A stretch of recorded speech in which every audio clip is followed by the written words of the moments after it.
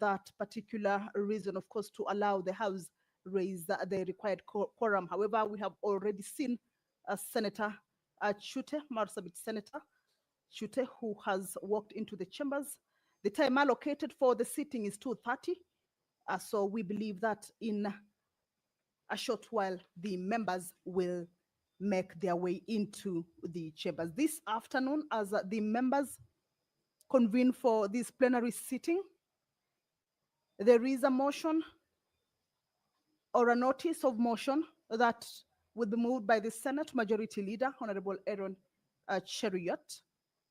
This is a notice of motion that pursuant to provisions of paragraph 6.2 of the first schedule to the Independent Electoral and Boundaries Commission Act, Cap 7C, seeks to have the House of Parliament or Houses of Parliament resolve to extend the tenure of the selection panel for the recruitment of persons for appointment as chairperson and members of the Independent Electoral and Boundaries Commission by a period of 14 days from the 28th of April the year 2025. This is one of the businesses that will be transacted. Consideration of this notice of motion, that is the extension of time of the selection panel for the recruitment of nominees for appointment as the chairperson and members of the Independent Electoral and Boundaries Commission, Iebc, a notice of motion that will be given by the Senate Majority Leader. If you're just joining us, is that the House is about to sit for this day's afternoon plenary sitting. Time allocated for the sitting is 2:30. However, as you can see, members have not yet made their way into the House as may be expected as of now. The Majority Whip, Honorable Bonnie Halwale, has walked in. Of course, now we can see more members. Senator for Kitui, Senator for Lamu, among other senators, as we have seen, have just made their way into the chambers.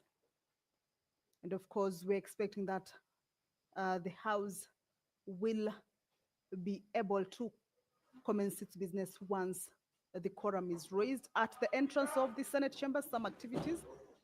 The mess ahead of the Speaker of the Senate, Honorable Amason Jeffa Kingi. He will be presiding over this afternoon sitting. Allow me to hand you over to this live broadcast that is brought to you by PBU in partnership with KBC. My name is Kamche Menza. Good afternoon.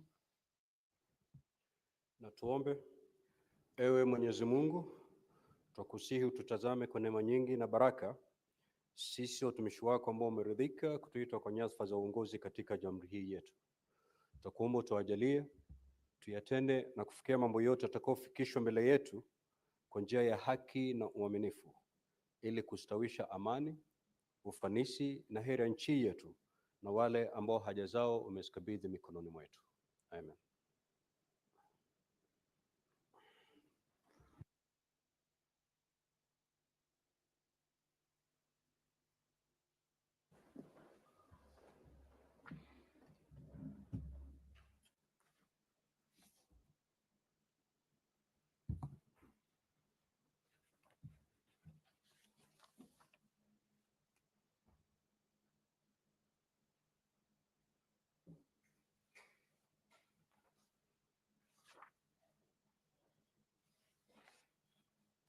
Clerk, do we have quorum? Sergeant at Arms, kindly ring the quorum bell for 10 minutes.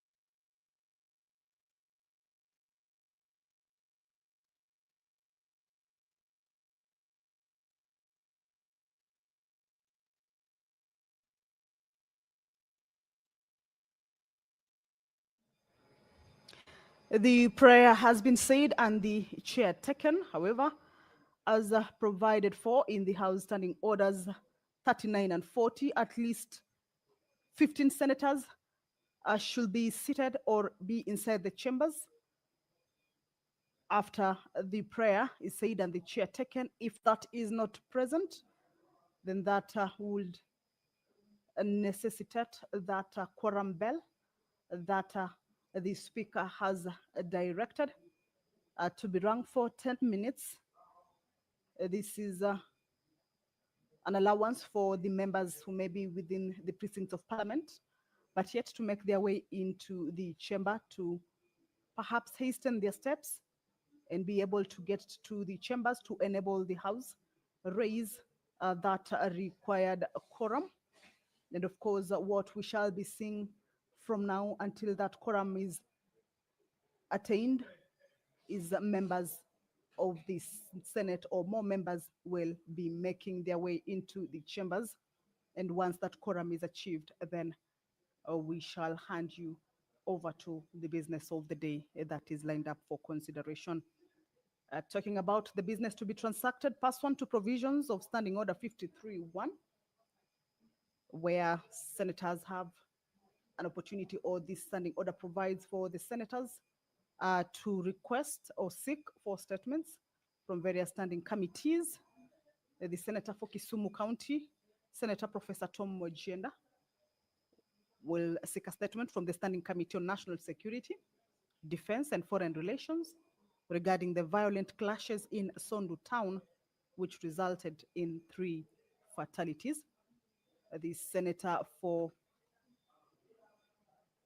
Kisumu County will again seek a statement from the Standing Committee on Roads, Transportation and Housing regarding professionalism in the public service transport sector.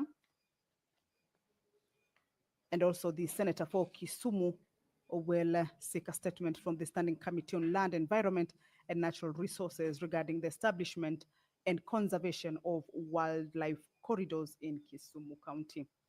Also, the Senator for Taita Taveta, Honorable Jonas Mwaruma, this afternoon will seek a statement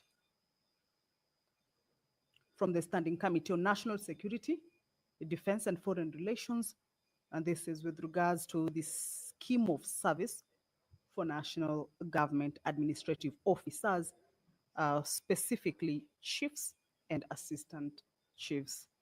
These are some of the statements that are as provided for in the House Standing Order 53, paragraph 1. These senators will be able to seek various statements, of course, from various standing committees. These statements are matters concerning counties, inter-county, national, regional, and they will be forwarded to the relevant standing committees to submit responses with regards to the concerns that may have been raised in the statements. If you're just joining us, is that the House is about to commence its business. It, however, lacks the required quorum, or it has not quorated yet. At least 15 senators should be inside the chambers. I can see Senator Wakili Hilary Sigei has also made his way into the chamber. Remember, the clerks are also keeping tabs with the numbers of the senators inside the chamber. Once that quorum is raised, then the Speaker will call the House to order and the business will, without any further delay, begin. Senator Faki, Senator Edwin Sifuna, Minority Leader of the Senate, Honorable Stewart Mazayo, have also walked into the chamber. I believe the quorum may have been achieved now. Allow me to hand you over to this live broadcast. Good afternoon. Senator Issa Boy.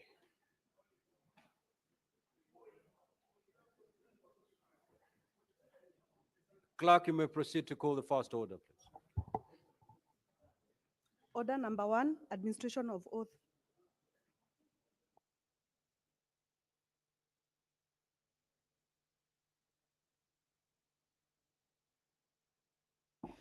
Order number 2, communication from the chair.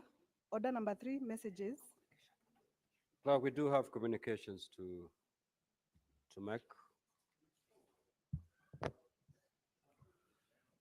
Now, honorable senators, I would like to acknowledge the presence in the Speaker's Gallery this afternoon, visiting delegation from the Department of Administration of the Parliament of Ghana. The delegation comprises 7 staff who are on a benchmarking visit to the Parliament of Kenya to equip them with the best practices and operations on the administrative function. I request each member to be upstanding when called out so that you may be acknowledged in the Senate tradition. Ms. Patience Sibyl Osei, Ms. Sheila Janet Noye, Mr. Edwin Anyetei Ayeng, Mr. Ari Nuseli Alma, Mr. Hayford Bekoe, Mr. Dudo Frederick, Ms. Maud Asnam Ameyibo.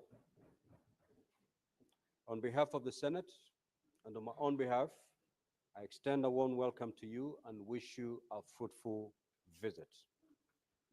Honorable members also have another communication to pass. I would like to acknowledge the presence in the public gallery this afternoon, visiting students and teachers from Miranda Boys High School in Siaya County. The delegation comprises 58 students and 4 teachers who are undertaking an academic exposition. On behalf of the Senate, on my own behalf, I extend a warm welcome to the delegation and wish them a fruitful visit. Also, I'd like to acknowledge the presence in the public gallery this afternoon, visiting students and teachers from Githukimundu Comprehensive School in Nyeri County. The delegation comprises 45 students and 5 teachers who are undertaking an academic exposition. On behalf of the Senate and on my own behalf, I extend a warm welcome to the delegation and wish them a fruitful visit. I will call upon the Majority Whip and 1 minute to extend a word of welcome to the delegation from the Parliament of Ghana. And thereafter, I will ask, once he takes his seat, the Senator for Siaya County to also extend a word of welcome to welcome the delegation from Miranda Boys High School. And I will also ask the Alas Senator Oroba to extend a word of welcome to welcome the delegation from Githukimundu Comprehensive School in Nyeri County, in that order.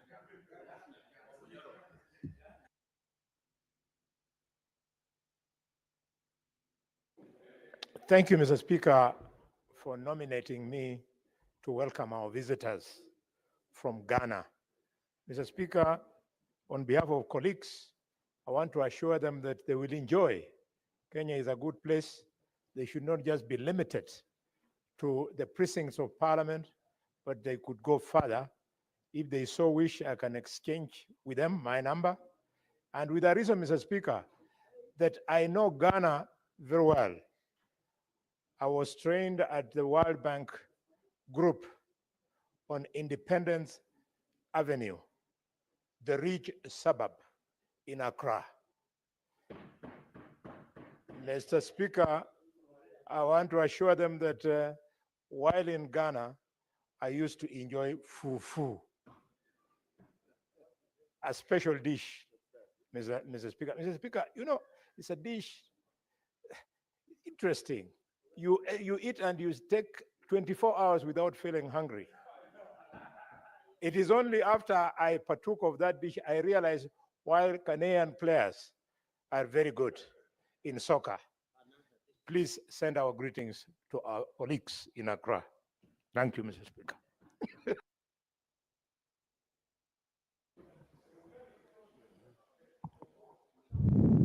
Thank you, Mr. Speaker, sir, for giving me the opportunity to welcome Maranda High School to this August House.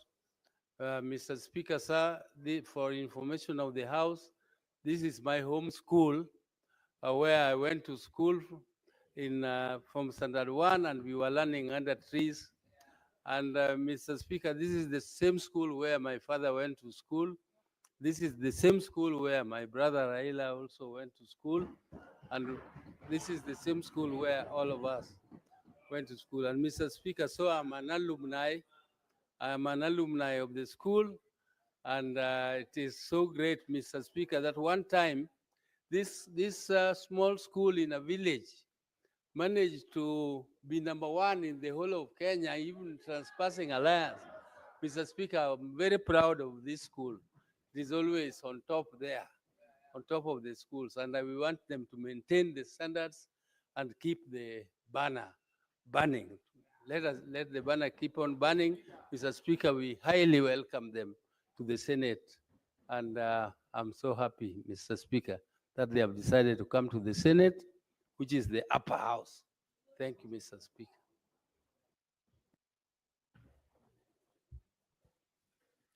Thank you, Mr. Speaker, for giving me this opportunity to pass my warm regards to the students in the gallery and to welcome them to this upper house, the Senate of Kenya. As you can see, this is not a house just for old men, as they say, but this is a house where women are also represented, and we also have a couple of young legislators. So I want to urge you to feel, first of all, I want you to feel welcome, but I want to urge you to not only learn from the work that we do here, but to also learn from our mistakes so that you don't repeat the mistakes in future when you finally come to this house. Mr. Speaker, I also want to welcome the delegation from Ghana, Mr. Speaker. Mr. Speaker, Ghana is like my second home, Mr. Speaker. I have studied there. I have worked there, Mr. Speaker. And Mr. Speaker, I have a huge family in Ghana, Mr. Speaker. So I want to welcome the delegation from Ghana. And you know, in Ghana, they say that they have actually been given a name. They call me MFA in Ghana, you know, from Ewe. So you please feel welcomed, and I will look for you. I will look for you outside of chambers so that we can have a cup of tea and discuss on areas of further collaboration, seeing as we are already collaborating. Thank you, Mr. Speaker. Next order. Order number 3, messages. Order number 4, petitions.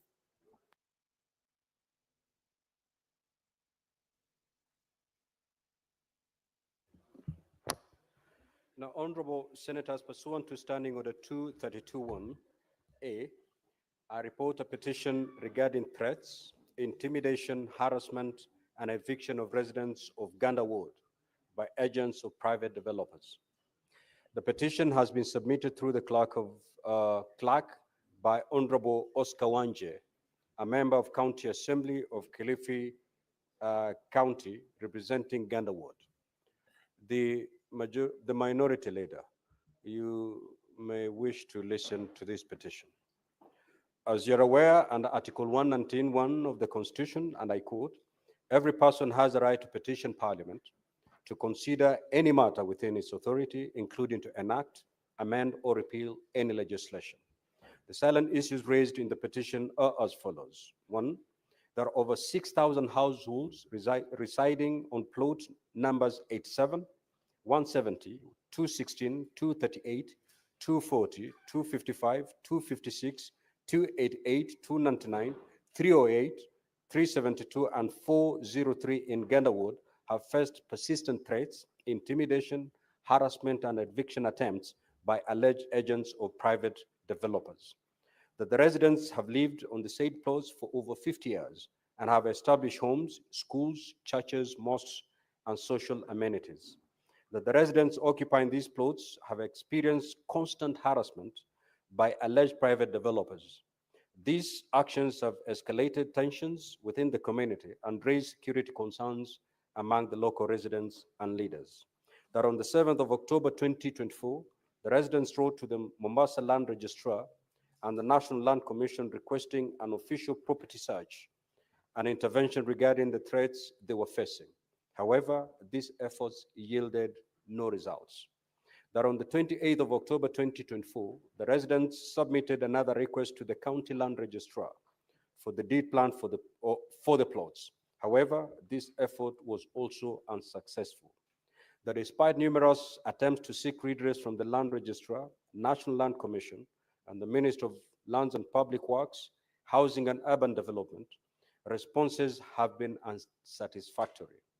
The lack of resolution has left residents vulnerable to further harassment and intimidation, and that the concerns raised in this petition are not pending before any court of law or other constitutional or legal body. That consequently, the petitioner prays that the Senate intervenes and investigates the concerns raised in this petition with a view to do the following. One, makes appropriate recommendations, including making proposals for legislative interventions as may be necessary to address the issues raised in the petition. And two, recommend the fast tracking of the process of adjudication and granting ownership of the land to the residents of plot numbers 87, 170, 216, 238, 240, 255, 256, 288, 299, 308, 372, and 403 in Gander Ward. Honorable Senators, pursuant to Standing Order 238-1, I commit the petition to the Standing Committee on Land, Environment, and Natural Resources for consideration. And in terms of Standing Order 238-2, the committee is required, in not more than 60 calendar days from the time of reading the prayer, which is today, to table its report in the Senate for consideration. I thank you, Honorable Senators. Next order. Order number 5, papers. The Senate Majority Leader.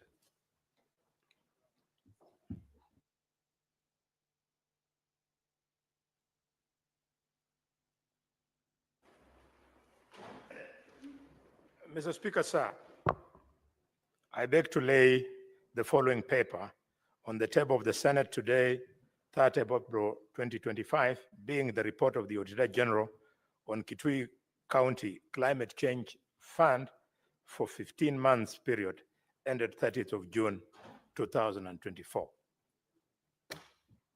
The Chairperson, Standing Committee on Devolution and Intergovernmental Relations, Senator Bass.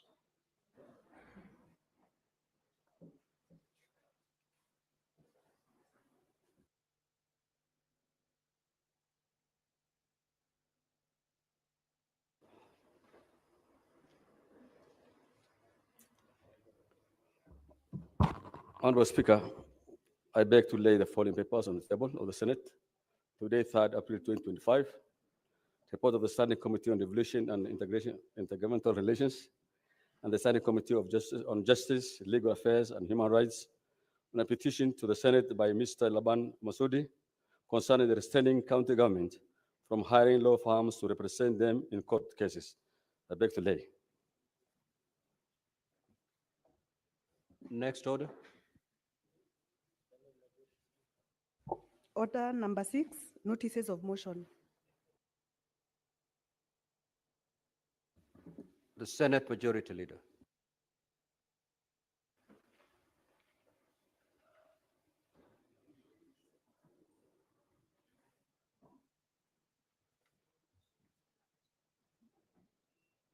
Mr. Speaker, sir, I rise to give notice to the following motion, namely the extension of the time of the selection panel for the recruitment of nominees for appointment as the chairperson and members of the Independent Electoral and Boundaries Commission, Iebc.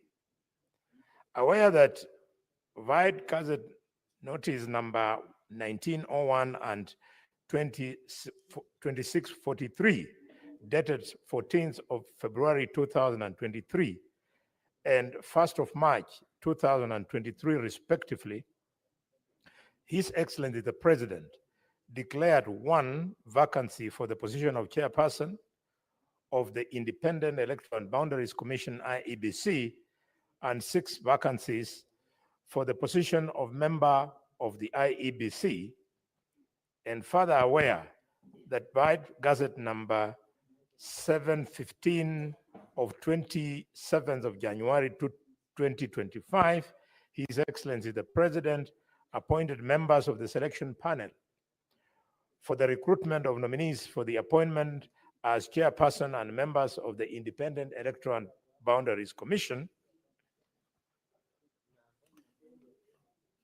noting, Mr. Speaker, that upon its appointment, the selection panel commenced the recruitment process and long-listed all the applicants and subsequently shortlisted qualified applicants for the positions of chairperson and member of the IEBC.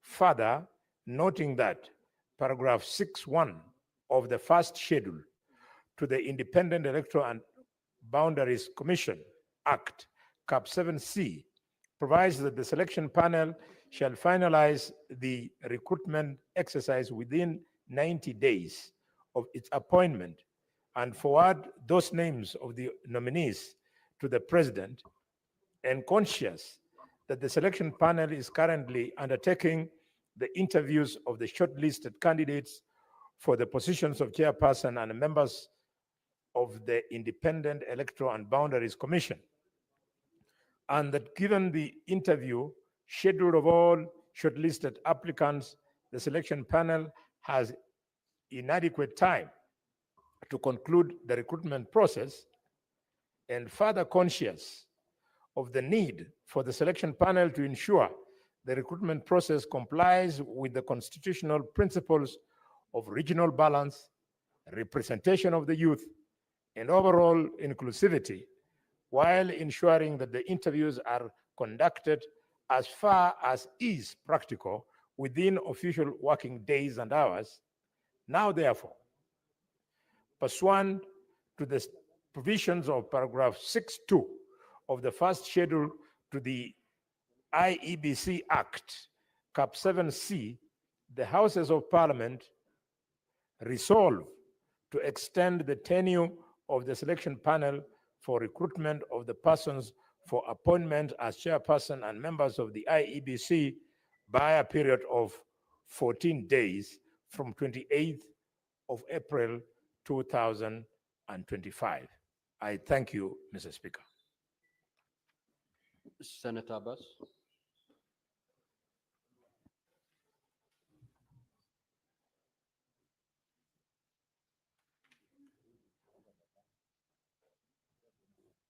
Honorable Speaker, sir, I want to give notice of motion report on the Standing Committee on Devolution and Government Relations and the Standing Committee on Justice, Legal Affairs and Human Rights on a petition to the Senate by Mr. Laban Omasudi concerning the restraining of county government from the hiring of law firms to represent them in the courts. Honorable Speaker, sir, I beg to give notice of the following motion: that the Senate adopts the report of the Standing Committee on Devolution and Government Relations and Legal Justice, Legal Affairs and Human Rights petition a petition to the Senate by Mr. Laban Omasudi concerning restraining county governments from hiring the law firms to represent them in the courts. Cases laid on the table on the Senate on Tuesday, 3rd April 2025. I beg to lay. Next order. Order number 7, questions and statements. Statements pursuant to Standing Order 53.1. The Honorable Senator Professor Tom Ojenda.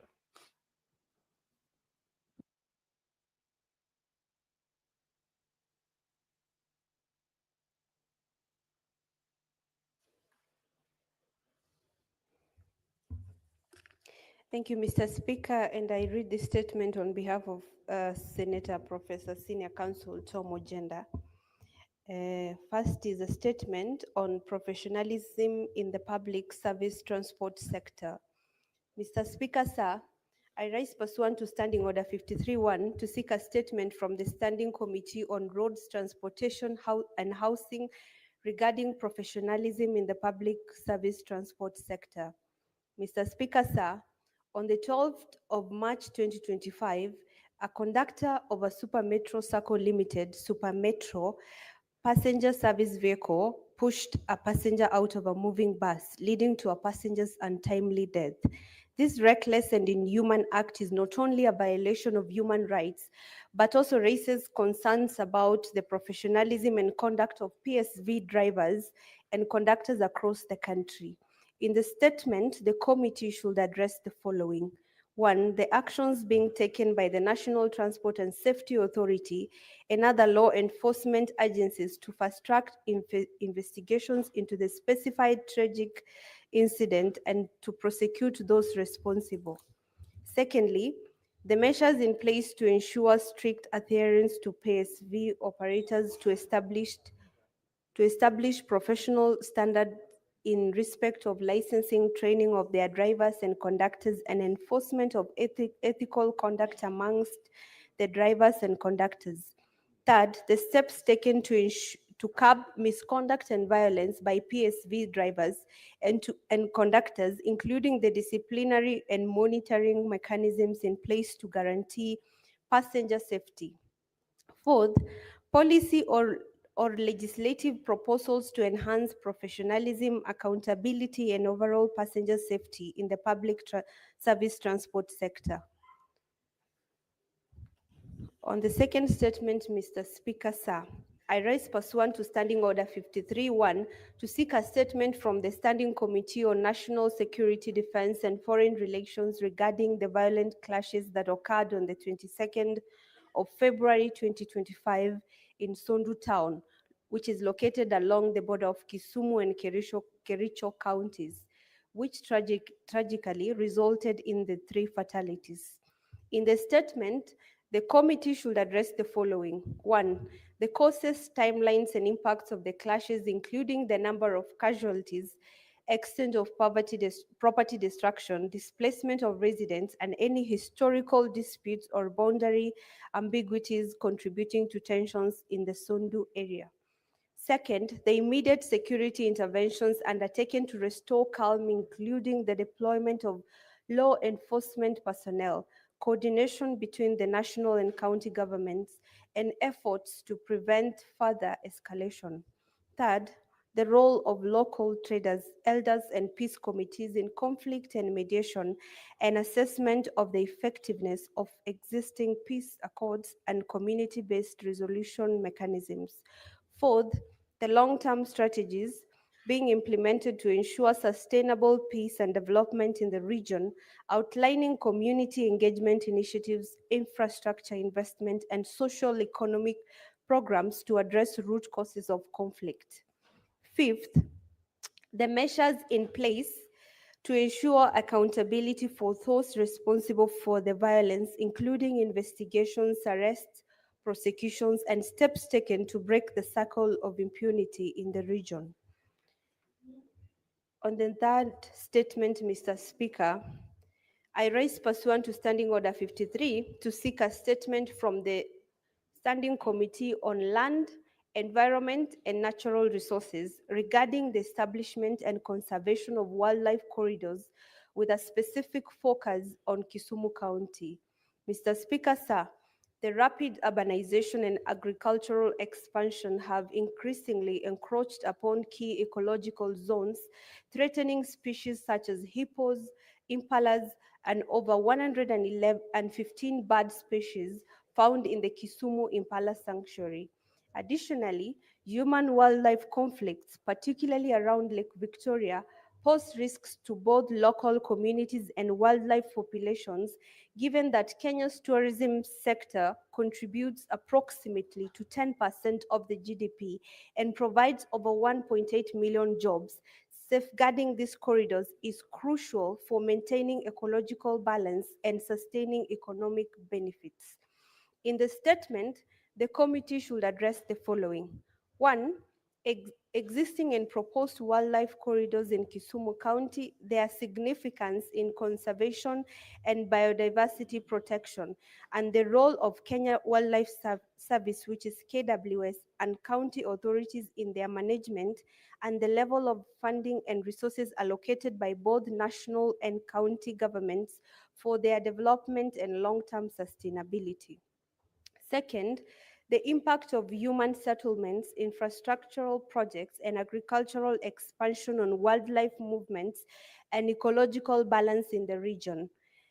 Third, measures put in place to mitigate human-wildlife conflicts, particularly in areas where the wildlife corridors intersect with community settlements.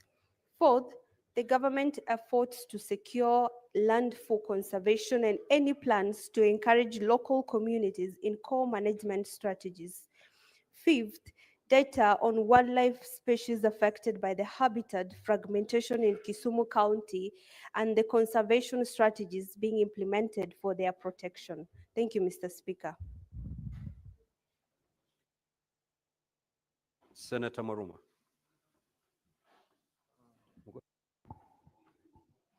Thank you, Mr. Speaker, for this opportunity to request for a statement on the scheme of service for chiefs and assistant chiefs. Mr. Speaker, sir, I rise pursuant to Standing Order 53-1 to seek a statement from the Standing Committee on National Security, Defense, and Foreign Relations concerning the scheme of service for national government administrative officers, specifically chiefs and assistant chiefs. In the statement, the committee should address the following: the scheme of service currently guiding the recruitment, promotion, and career progression of chiefs and assistant chiefs, including when it was last reviewed or updated. 2, the criteria used for hiring and promoting chiefs and assistant chiefs, including the entry level job group, highest attainable job group within the ranks, and the minimum and maximum duration an officer stays within a job group before promotion. 3, the breakdown of emoluments received by chiefs and assistant chiefs, including but not limited to basic salary, housing allowance, transport allowance, extraneous allowance, and annual salary increments. And 4, the existing gaps and reforms needed in the current scheme of service to address stagnation in career progression and improve motivation and retention among these officers. I thank you, Mr. Speaker.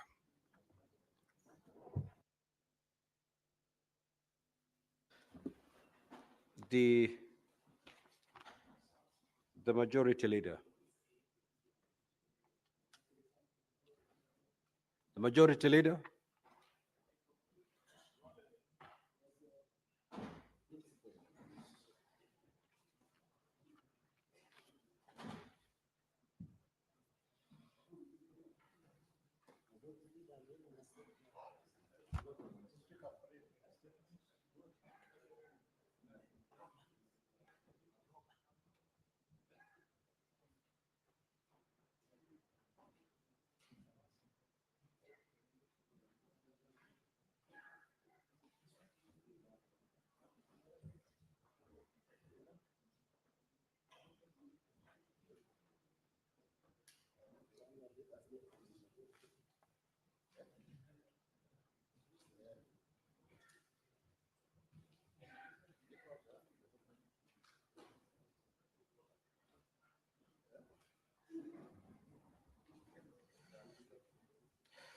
Statement by the Senate Majority Leader on the business of the Senate for the week commencing 8th of April, 2025, at Tuesday, pursuant to Standing Order number 57-1. Mr. Speaker, sir, pursuant to the Standing Order 57-1, I hereby present the business for the week commencing 8th of April, 2025, Tuesday. Before I proceed, Mr. Speaker, with the statement, I take this opportunity to welcome honorable senators back from the short recess. I hope Honorable senators took the time to rest, spend time with family and friends, those ones who have, reconnect with constituents, and rejuvenate themselves for part 2 of the 4th session. As honorable senators will recall, on 27th March 2025, Thursday, the Senate held a special sitting during which motions on the adoption of the reports of the County Public Accounts Committee and County Public Investments Committee and special funds were considered and approved.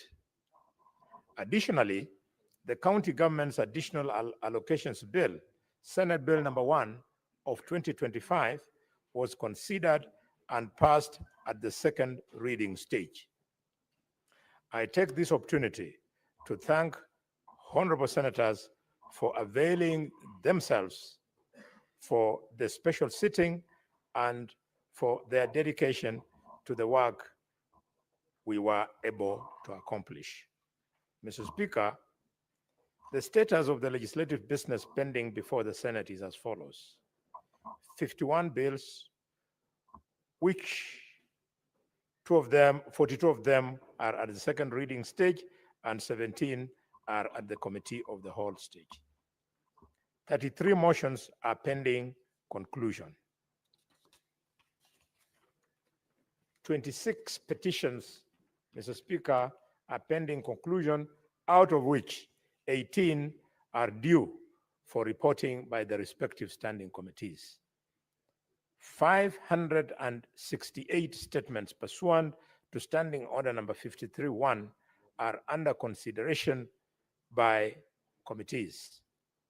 As honorable senators will recall, during yesterday's afternoon sitting, Wednesday, 2nd April 2025, the Speaker gave directives concerning the processing of statements. In this regard, I implore honorable senators to adhere to the provisions of Standing Order number 55 when making a request for a statement. On Tuesday, 8th April 2025, the Senate Business Committee will meet to consider the business for the week. The tentative business for that day will include business not concluded from today's order paper, as well as the business indicated in the notice paper. The tentative business for the morning sitting on Wednesday, 9th April 2025, will include schedule of questions to cabinet secretaries as approved by the Senate Business Committee, as well as motions. The questions scheduled include question to the Cabinet Secretary for Environment, Climate Change and Forestry by Senator James Murango, MP. Question to the Cabinet Secretary, National Treasury and Economic Planning by Senator Enoch Wambua, CBS MP. Question to the Cabinet Secretary, the National Treasury and Economic Planning by James Murango, MP. Question to Cabinet Secretary, National Treasury and Economic Planning by Senator Professor Thomas Ojienda, Senior Counsel, MP. Question to Cabinet Secretary for Roads and Transportation by Senator Mohammed Chute, MP. Question to the Cabinet Secretary for Roads and Transportation by James Murango, and with the same Secretary, question by Professor Tom Ojienda, Senior Counsel, MP, and similarly to the same question to the same Cabinet Secretary, question by Senator Maanzo, EBS, MP. And finally, question to the same Secretary by Senator Fatuma Dulo, CBS, MP. Mr. Speaker, the tentative business for the afternoon sitting on Wednesday, 9th April 2025 will include business not concluded from the order paper for April 8th, Tuesday, 2025, and also cover the following. Bills as a second reading stage. The county government's state officers removal from office procedure bill, the Creative Economy Support Bill, the County Government's Amendment Bill, the Labor Migration and Management Bill, the Street Naming and Property Addressing Systems Bill. Also included will be business at the Committee of the Whole, namely the Early Childhood Education Bill, the Local Content Bill, the Street Wonders Bill, the County Public Finance Laws Bill, the Cooperative Societies Bill, the Public Fundraising Appeals Bill, the Heritage and Museums Bill, the County Library Services and the County Library Services Bill. The projected business for Tuesday, 10th of April, 2025 will include, Mr. Speaker, business not conducted on the order paper for 9th of April, 2025, Wednesday, and any other business scheduled by the Senate Business Committee. Mr. Speaker, I do thank you and hereby lay this statement on the table of the House. Now, honorable senators, I will allow comments for not more than 15 minutes on the statements that have been requested. Senator Fernandi. Mr. Speaker, sir, thank you. My statement is concerning, the Senator for Taita Taveta on the issue of scheme of service for national government administration officers, especially chiefs and assistant chiefs. Mr. Speaker, I would have wished that the senator would have added also the scheme of service of Nyumba Kumi and village elders. But I think these are the issues that we can discuss when the minister appears before the committee, Mr. Speaker, sir. Because chiefs and assistant chiefs, Mr. Speaker, are over-glorified social workers. Everything that happens in the village at location and sub-location level, we always depend on the chiefs, Mr. Speaker. They undergo, I have seen even chiefs in North Rift, in Baringo, the chiefs are becoming easy target of criminals and bandits in that region. Anywhere you go, chiefs are becoming easy targets of criminal attacks, Mr. Speaker, and even bandits. And therefore, they must be protected at all costs. And schemes of service, Mr. Speaker, must be provided to them so that they can discharge their duties without fear or favor of being easy targets of criminals and bandits, Mr. Speaker. So I think, Mr. Speaker, with the amendment of the law, now I am happy that the assistant chiefs and chiefs have been assigned the administration police officers for easy enforcement. I see people going to see chiefs for marital problems, land issues, cultural differences, and they normally are present, Mr. Speaker. Secondly, Mr. Speaker, and finally, is we need to look also about the Nyumba Kumi because they assist us in ensuring that there is peace. I remember the other day, was it Kuala or Kilifi, that they were machete-wielding criminal gangs. Many areas, Mr. Speaker. Mr. Speaker, I want to request to write on this statement the issue of village elders. We must include them, Mr. Speaker. This issue of giving them stipend is not enough. Mr. Speaker, the village elders are very critical. And I want to appeal to the Ministry of Interior that they should not, Mr. Speaker, include academic qualification. Mr. Speaker, village elders are enough the way they are. You don't need to give the academic qualification they need to have is to understand the cultural norms and behavior of a community. Because most of the time, the village elders have become the cornerstone of rule of law and order within the community, Mr. Speaker. So the village elders, we don't even need to know whether they went to school or not.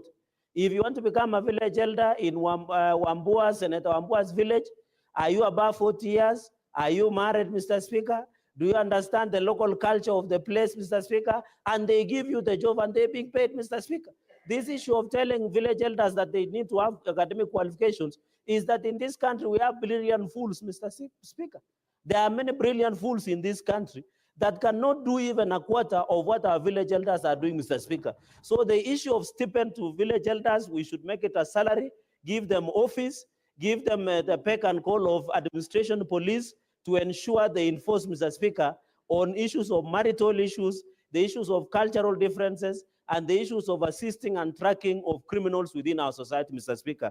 Mr. Speaker, with those very remarks, I support this statement and hope to see that the scheme of service of assistant chiefs, village elders, and Nyumba Kumi are well factored in for the protection of societal order within our villages, locations, and even within our counties. I thank you, Mr. Speaker, sir. Senator Wambua, 3 minutes.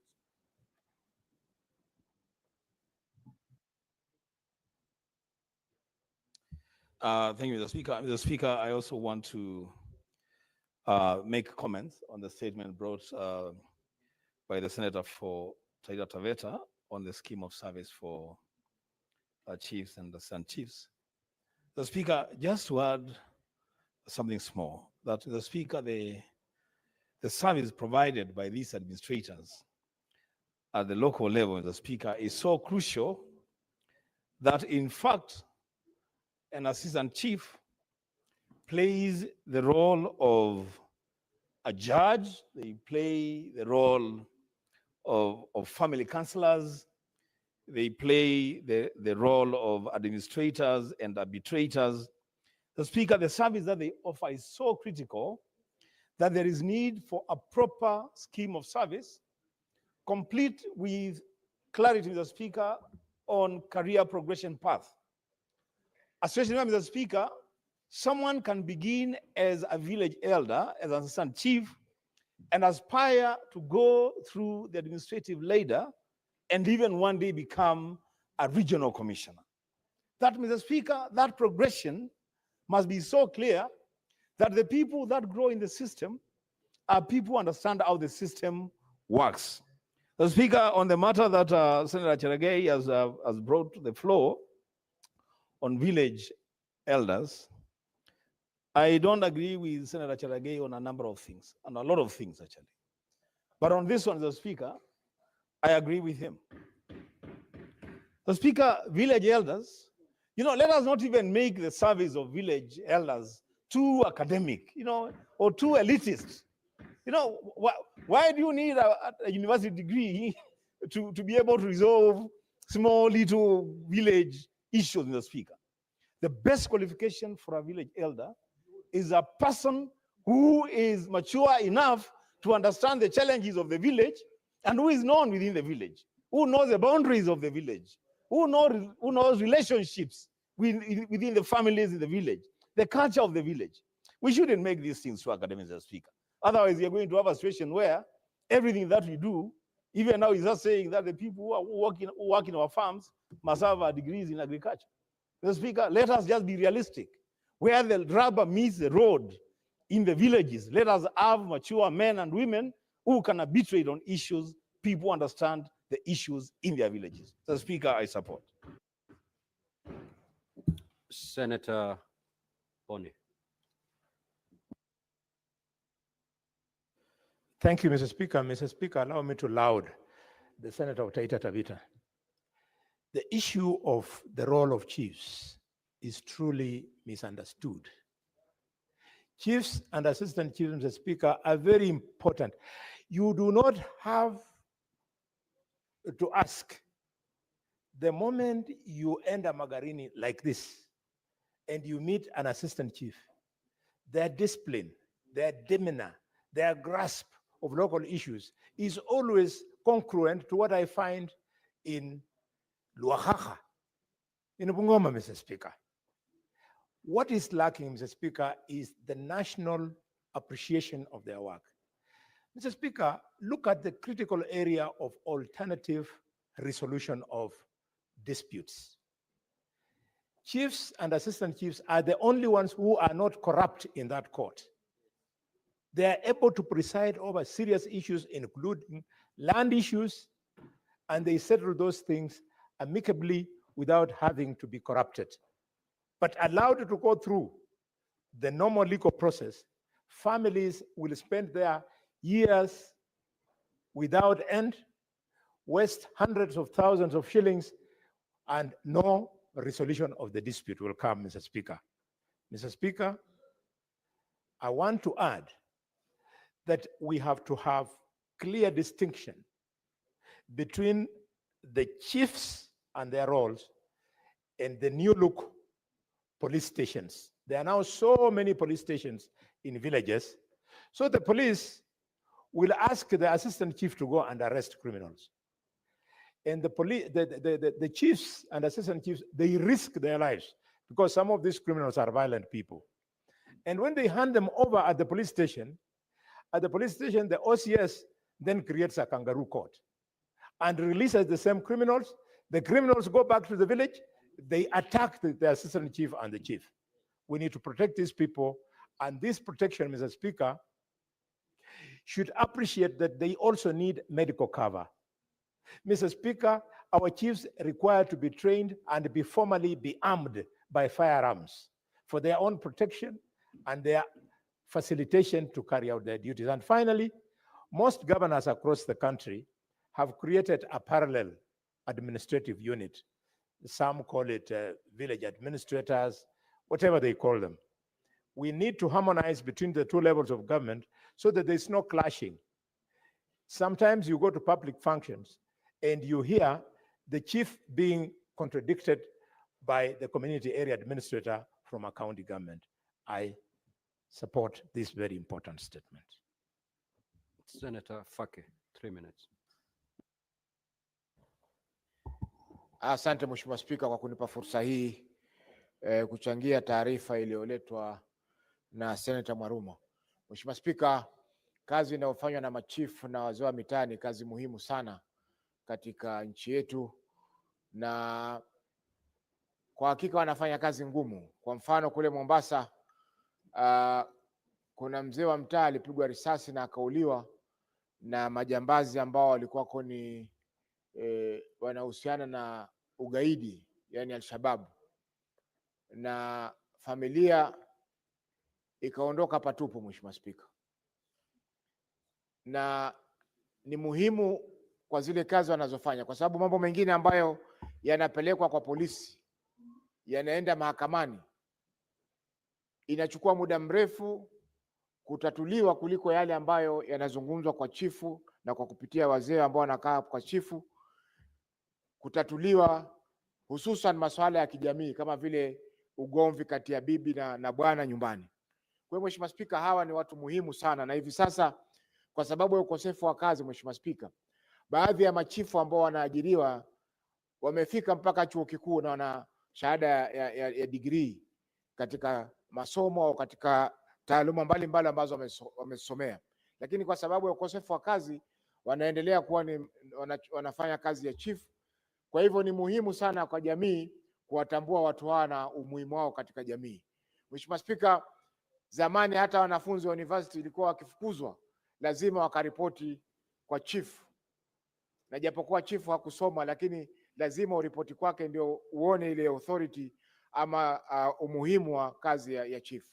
Kwa hiyo Mheshimiwa Spika, ni lazima watu hawa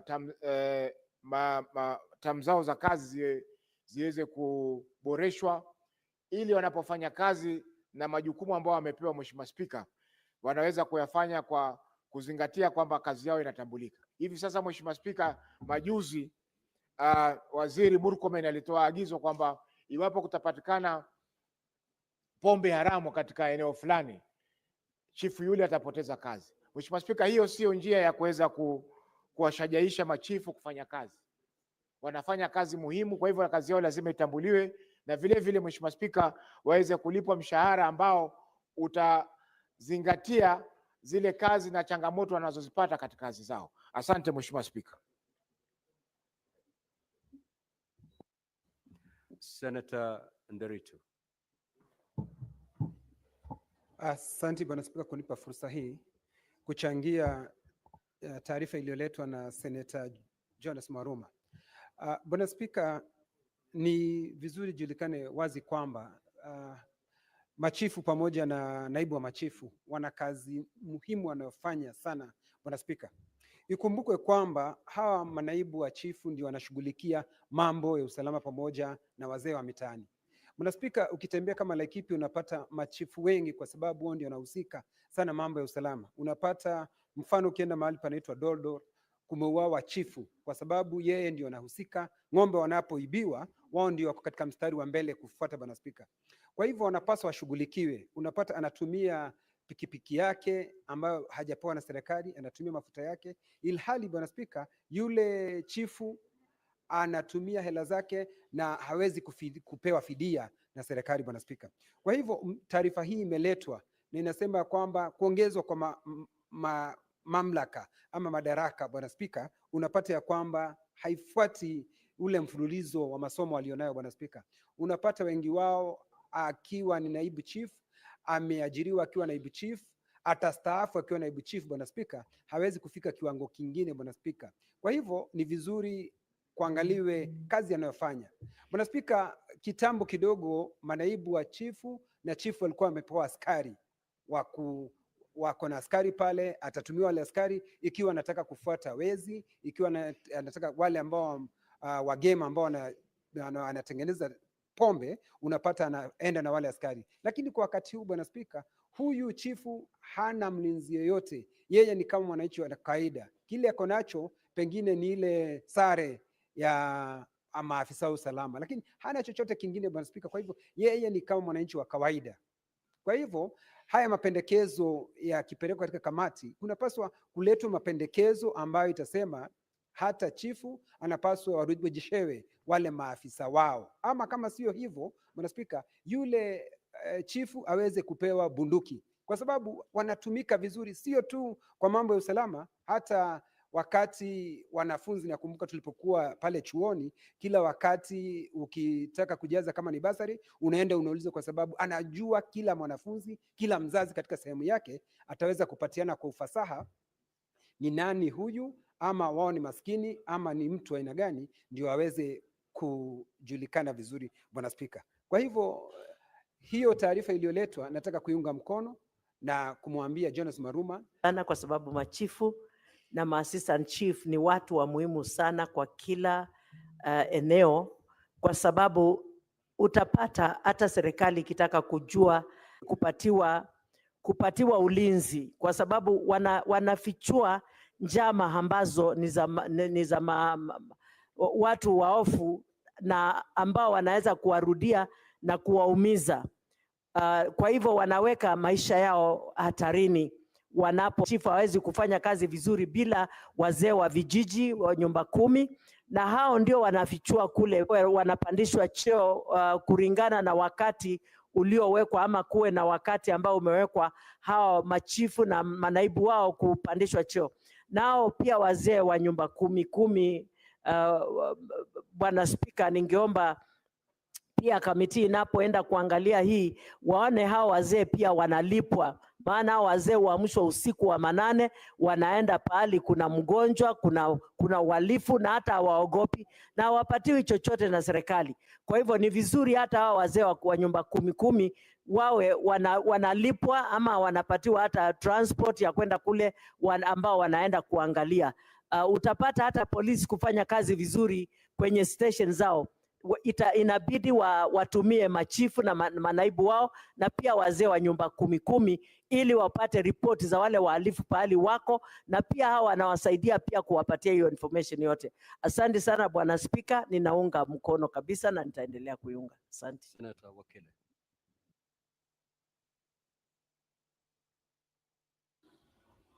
Thank you very much, Mr. Speaker. I want to appreciate the Honorable Senator Maruma for bringing out such a very important aspect of the national administration. The position of an assistant chief and chief is, Mr. Speaker, the lowest level of administration in the national government.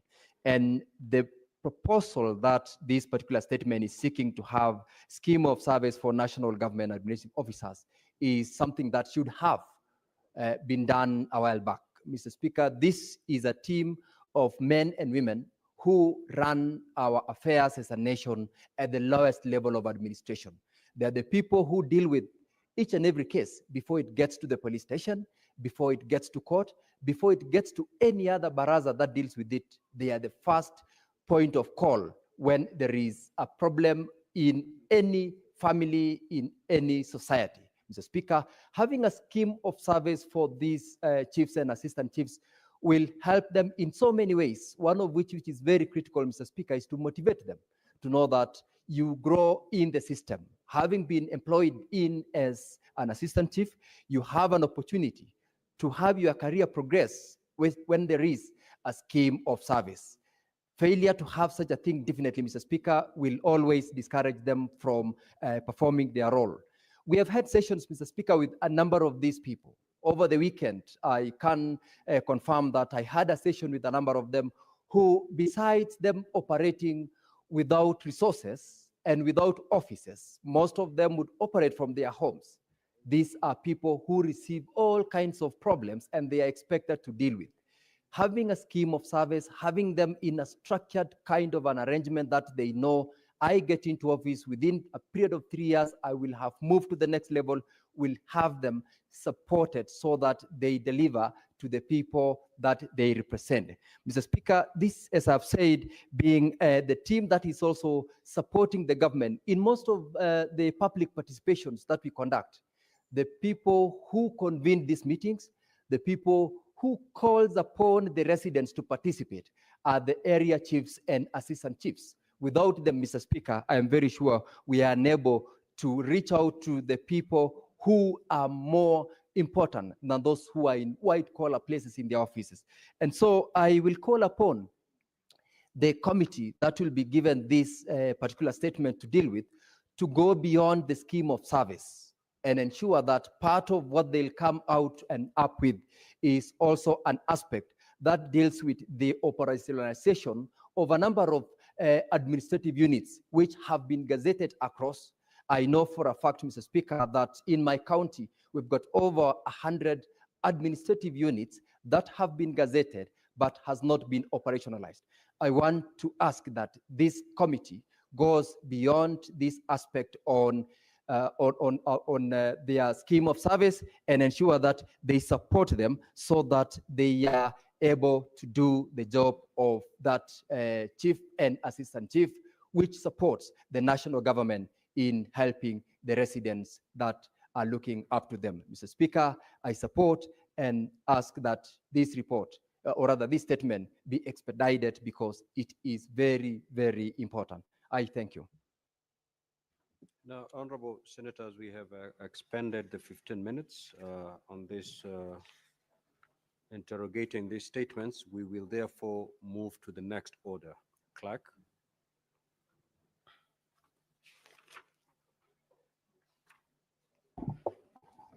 Order number 8, motion, consideration of the National Assembly amendments to the Persons with Disabilities Bill, Senate Bills number 7 of 2023.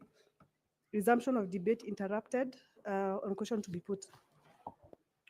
Now, honorable senator, this is a matter that does not affect counties, and therefore voting shall be by voice. Clerk, do we have the requisite quorum before I put the question? We do? All right. So, honorable members, I proceed to put the question. That the National Assembly amendments to the Persons with Disabilities Bill, Senate Bills number 7 of 2023, be now considered. Will as many as of that opinion say aye? Aye. Will as many as of the contrary opinion say nay? The ayes have it. Next order. Order number 9, the Statutory Instruments Amendment Bill, Senate Bills number 10 of 2024, resumption of debate, division.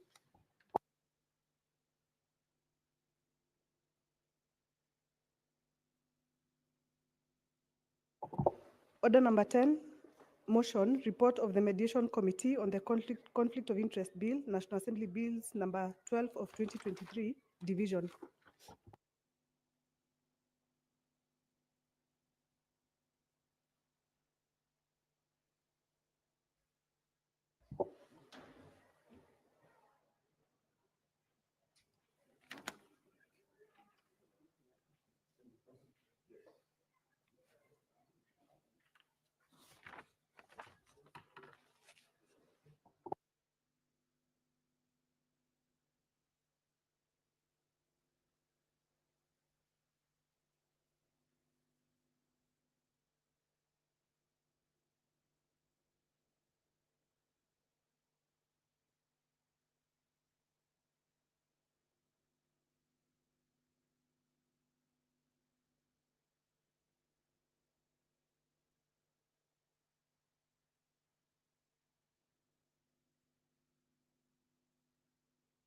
Now, honorable senators, we have, if you look at order number 11, 12, 13, and 14 to 15, there's a committee of the whole.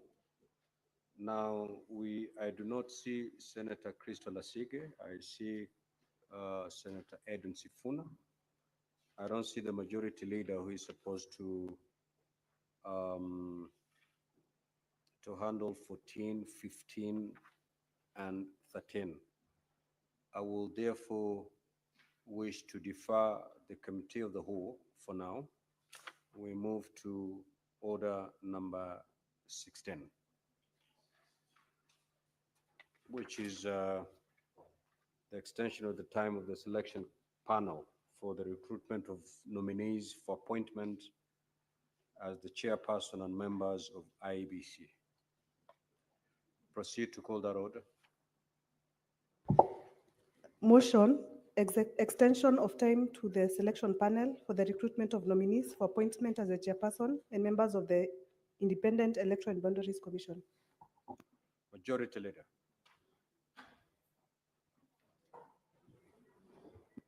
Mr. Speaker,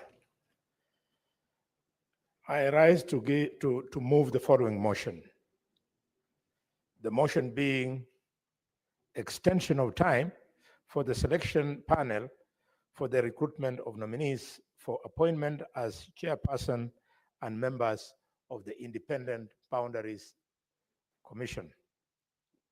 Mr. Speaker, aware that via Gazette Notice numbers 1901 and 2643, dated 14th of February 2023 and 1st of March 23, respectively, His Excellency the President declared one vacancy for the position of chairperson for IEBC and 6 vacancies for members of IEBC.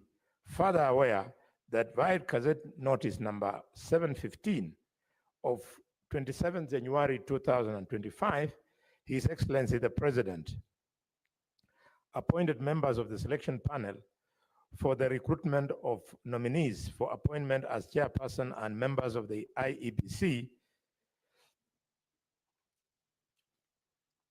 and noting that upon its appointment, the selection panel commenced the recruitment process and long-listed all applicants and subsequently shortlisted qualified applicants for the positions of chairperson and member of the IEBC. Further, noting that paragraph 6.1 of the first schedule to the IEBC Act, Cap 7C, provides that the selection panel shall finalize the recruitment exercise within 90 days of its appointment and forward the names of the nominees to the President. And conscious, Mr. Speaker, that the selection panel is currently undertaking the interviews of the shortlisted candidates for the position of chairperson and members of the IEBC, and that given the interview schedule of all shortlisted applicants, the selection panel has inadequate time to conclude the recruitment process. Conscious, Mr. Speaker, that the selection panel is currently undertaking the interviews of the shortlisted candidates of the positions of chairperson and members of the IEBC, and that given the interview schedule of all candidates applicants, the selection panel has inadequate time to conclude the process. Furthermore, conscious of the need for the selection panel to ensure that the recruitment process complies with the constitutional principles of regional balance, representation of the youth, and overall inclusivity, while ensuring that the interviews are conducted as far as practical within official working days and hours. Now, therefore, pursuant to the provisions of paragraph 6.2 of the first schedule of the Independent Electoral and Boundaries Commission Act, Cap 7C, the Houses of Parliament hereby resolve to extend the tenure of the selection panel for recruitment of persons for appointment as persons, chairpersons, and members of the IEBC Commission by a period of 14 days from 28th of April 2025. Mr. Speaker, by merely reading the motion, I've literally explained the reasons behind this particular request. Mr. Speaker, it boils down to the question of time. We've all been witnessing the interviews. They have been nice to watch. And Mr. Speaker, knowing the critical role and the centrality of the IEBC, these 14 days would not be too much to bear. Mr. Speaker, I want to appeal to the House that we agree with them on their request, and also point out to the House that our sister House has been able to sit on this matter, and they have granted them this request. So it would be useful, Mr. Speaker, although that statement doesn't sit very well with the leadership of Kitui, but the Constitution of Kenya recognizes the fact that the two houses, if they don't work in congruence, then Parliament has not spoken. On this one, Parliament must speak. I therefore want to request colleagues, but as I do so, I would like to sound a warning to the members of the selection panel that constitutional timelines that were envisaged were not born out of guesswork. People with the necessary competences did the timing and knew that within 90 days, this is doable. Sometimes we get worried, but because we are of our oversight role in expenditure of public funds, I want to warn members of the selection panel that if you are extending merely for purposes of having more days from which you can draw an earning, then, Mr. Speaker, that is not normal. The national cake is too small for us to waste. Mr. Speaker, I have looked at some of the interviewees. They have given very good, they have discharged themselves very well. And I hope that through this process,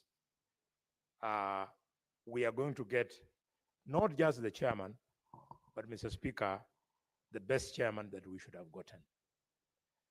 For members who will have find it difficult to extend these days, may I beg you, we have 5 constituencies in Kenya today that do not have representation. In fact, those guys of the selection panel needed to raise to that challenge. You all know our colleague, the late Senator William Chiptumo, left us. The people of Baringo would like an opportunity to replace him. Back home in Malaba constituency, we lost our member of parliament, the Honorable Malulu Njendi, Moses. People of Malaba would like to have him replaced. Not to mention Banisa constituency, where my good friend Hassan Maalim was hit in a freak accident. He was knocked by a border and he lost his life. Mr. Speaker, it has taken so long.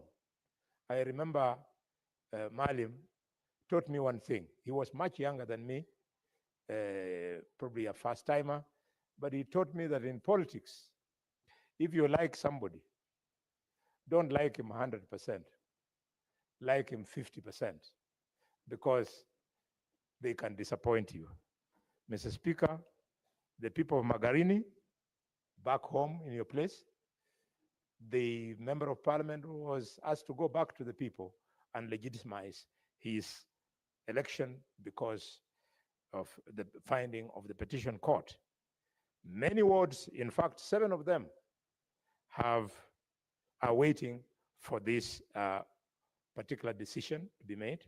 It includes Nyamaiya ward in Nyamira constituency, Mumbuni North ward in Machakos County, in Narok town, in Narok County, yes,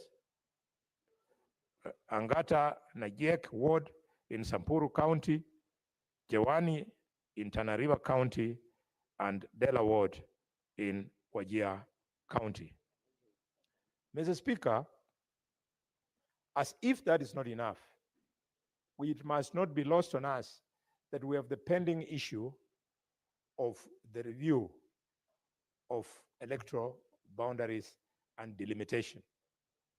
I therefore move the motion and request my brother,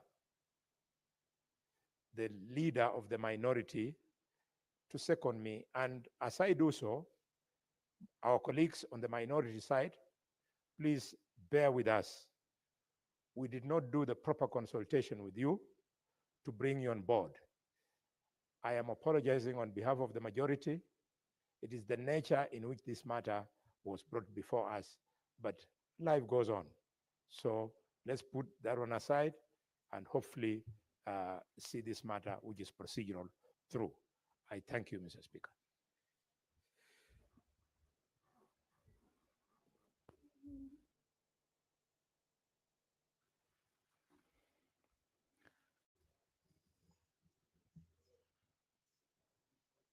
Asante Bwana Spika. Bwana Spika, ulikuwa hujaniita, lakini mimi nimechukua nafasi hiyo kwa sababu ulikuwa ongea na dadangu, nikasema ni sawa, acha nitaendelea. The mover, it is the mover who is supposed to request you to second. If the mover has done, Yeah. Have you been requested to second? Yes. Then proceed. You don't need my nod in that regard. Bwana Spika, kawaida ni lazima utasema sasa tutamtaja mtu jina kama ilivyo kawaida, lakini wacha tuendelee Bwana Spika. Seneta wa Kilifi, Sawa sawa. Seneta Mazao, Nishakuelewa Bwana Spika, asante. Ni wako, endelea. Bwana Spika,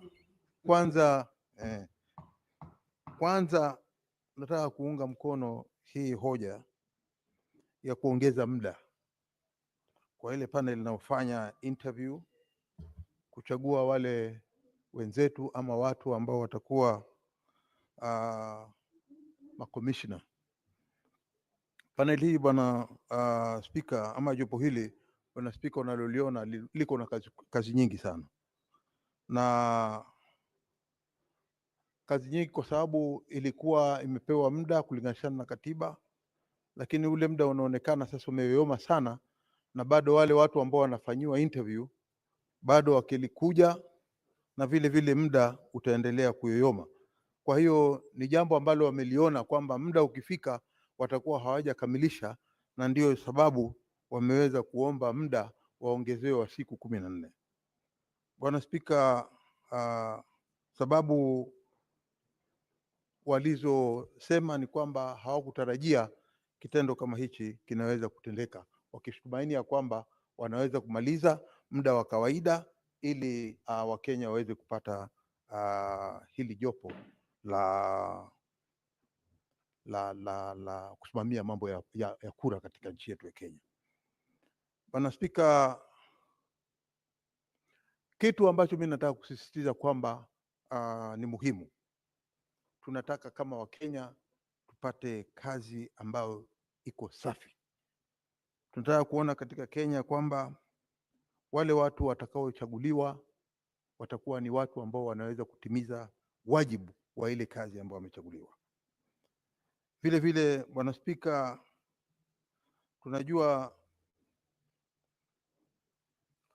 tunajua kwamba katika wale watu ambao wanakuwa interviewed, Bwana Spika, ni watu wanatoka sehemu mbalimbali za Kenya, na hii si kazi ambayo unaweza kuketi tu na ukachukua watu. Tunataka kuona katika muda wanaosema wanaohitaji ili kuweza kumaliza ile kazi, ni kwamba kazi hii wachukue watu kutoka pande zote katika Kenya. Bwana Spika, ni jambo kubwa ama jambo ambalo liko na mzigo mkubwa katika muda huu ambao wameuuliza. Kwa hiyo Bwana Spika, mimi nataka kuunga mkono ya kwamba katika zile siku 14 ambazo wameziuliza, na ikiwa wamemaliza tayari zile siku zao, karibu kumaliza siku 90 kulinganishana na ule muda ambao walipewa, ninaona ni sawa kabisa tuwapatie ule muda. Bwana Spika, tunajua kwamba hivi sasa Wakenya wamemaliza muda mrefu sana, wamekaa bila kuwa na jopo ambalo linaweza kusimamia mambo ya kura na vile vile mambo ya mipaka ya constituencies katika Kenya.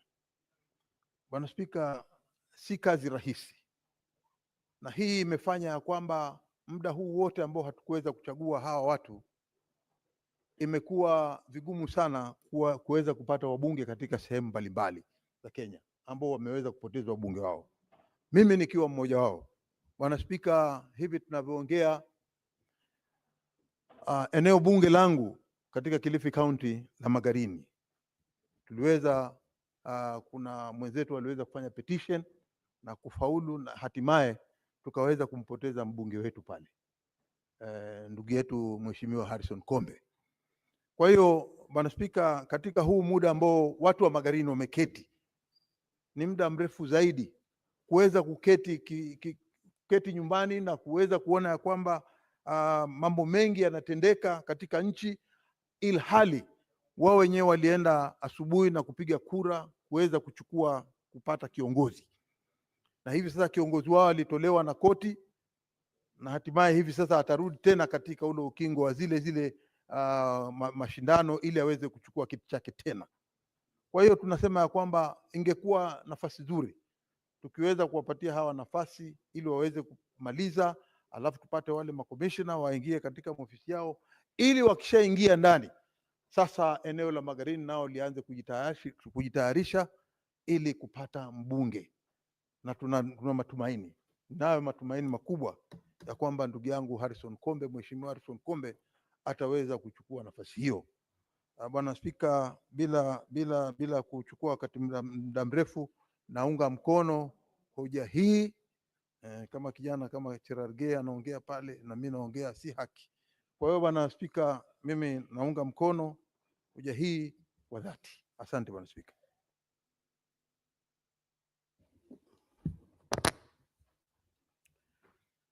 Honorable Senators, I will now propose the question. That are aware that via Gazette notices number 1901 and 2643 dated the 14th of February 2023 and 1st of March 2023 respectively, His Excellency the President declared one vacancy for the position of the chairperson of the Independent Electoral and Boundaries Commission, Iebc, and 6 vacancies for the position of members of the Iebc.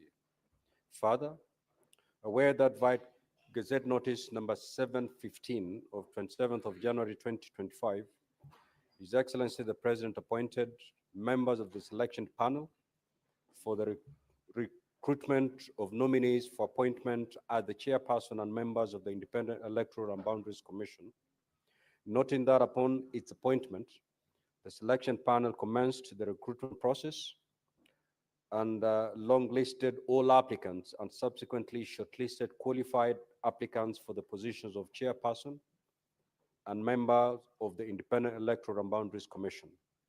Further, noting that paragraph 6.1 of the first schedule to the Independent Electoral and Boundaries Commission Act, Cap 7C, provides that the selection panel shall finalize the recruitment exercise within 90 days of its appointment and forward the names of nominees to the President.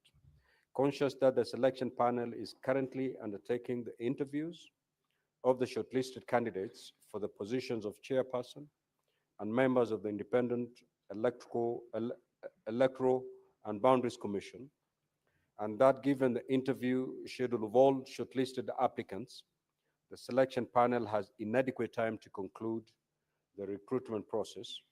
Further, conscious of the need for the selection panel to ensure the recruitment process complies with the constitutional principles of regional balance, representation of the youth, and overall inclusivity, while ensuring that the interviews are conducted as far as practicable within official working days and hours.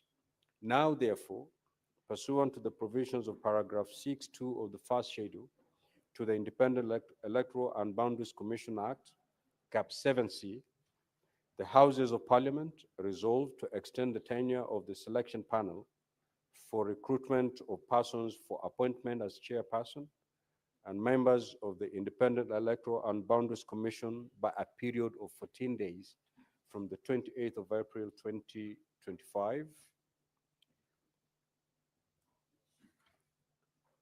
Commission by a period of 14 days from the 28th of April 2025. Now, honorable senators, the floor is open for debate. This is a procedural motion. You may want to debate this motion. If you're in agreement, I may proceed straight away to put the question. That is, okay, I'm getting the indication that you'd wish to debate this motion, however, with limitation of time on each member contributing to 5 minutes. Very well. Senator Wakili.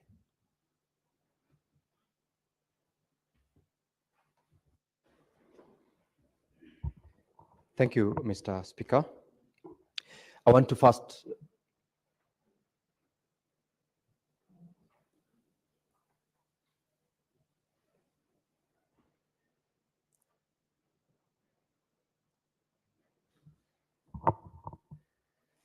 Thank you very much, Madam Speaker, for giving me the opportunity to support this motion. And I want to thank the Majority Whip for moving the motion and running the House through part of what is very critical in terms of supporting this motion and why is it that we must support. Madam Speaker, the Independent Electoral and Boundaries Commission is a constitutional commission that actually sets up this House. All the members sitting in this House would not have been here if it didn't exist an Independent Electoral and Boundaries Commission. It is the commission that oversees elections of all positions, Madam Speaker, from the presidency to the member of county assembly. And so this is a very important commission that, as we debate on this motion, we appreciate the importance of this commission. We equally appreciate the reasons as to why we do not have a commission as at now, and the need to fast track whatever process that is going on to set up a commission that will now undertake the elections. The mover of this motion, Madam Speaker, has taken us through a number of constituencies, counties, and county assemblies that do not have representation. And Madam Speaker, remember, representation in either the National Assembly, the Senate, or in county assembly is a constitutional right to the people from such places or constituencies or wards where they do not have. And therefore, the request by the selection panel for an additional 14-day period in the circumstances, Madam Speaker, is not reasonable, and that forms the basis as to why I am supporting the motion. We are aware that they have been conducting interviews. They have closed on the interviews for the position of the chairperson of the Independent Electoral Commission. We have watched with a lot of expectation the candidates who've been subjected to the interview. And I believe one of the reasons as to why this committee is asking for more time is to facilitate them, to have sufficient time to take through the candidates that will be interviewed in order for them to get the best out of those who have applied. Madam Speaker, remember the list that was published of the applicants to these various positions, from that of the chairperson to that of commissioners, has not been exhausted. It will be unfair, Madam Speaker, to rush through the interview process or the candidates, and will actually even be more unfair because if more time was taken to interview those who were being interviewed for the position of chair, sufficient time should be allowed for those who are going to be interviewed for the members of the commission. And asking for 14 days, Madam Speaker, in the circumstances is not reasonable. And this House, I beseech members to support this motion. Mr. Speaker, the very many constituencies, wards, and counties, and one county actually where our former colleague, the late Senator Cheptumo, represent the county of Baringo, are looking forward to electing a replacement of these members, and it can only happen when there is an independent electoral and boundaries commission in place. I know that despite the fact that we are asking for these elections to be conducted immediately, it cannot happen unless we have this commission in place. Madam Speaker, there is also the issue on the boundaries review. And remember, we are mid-term, the tenure of this current term. There is need for preparation.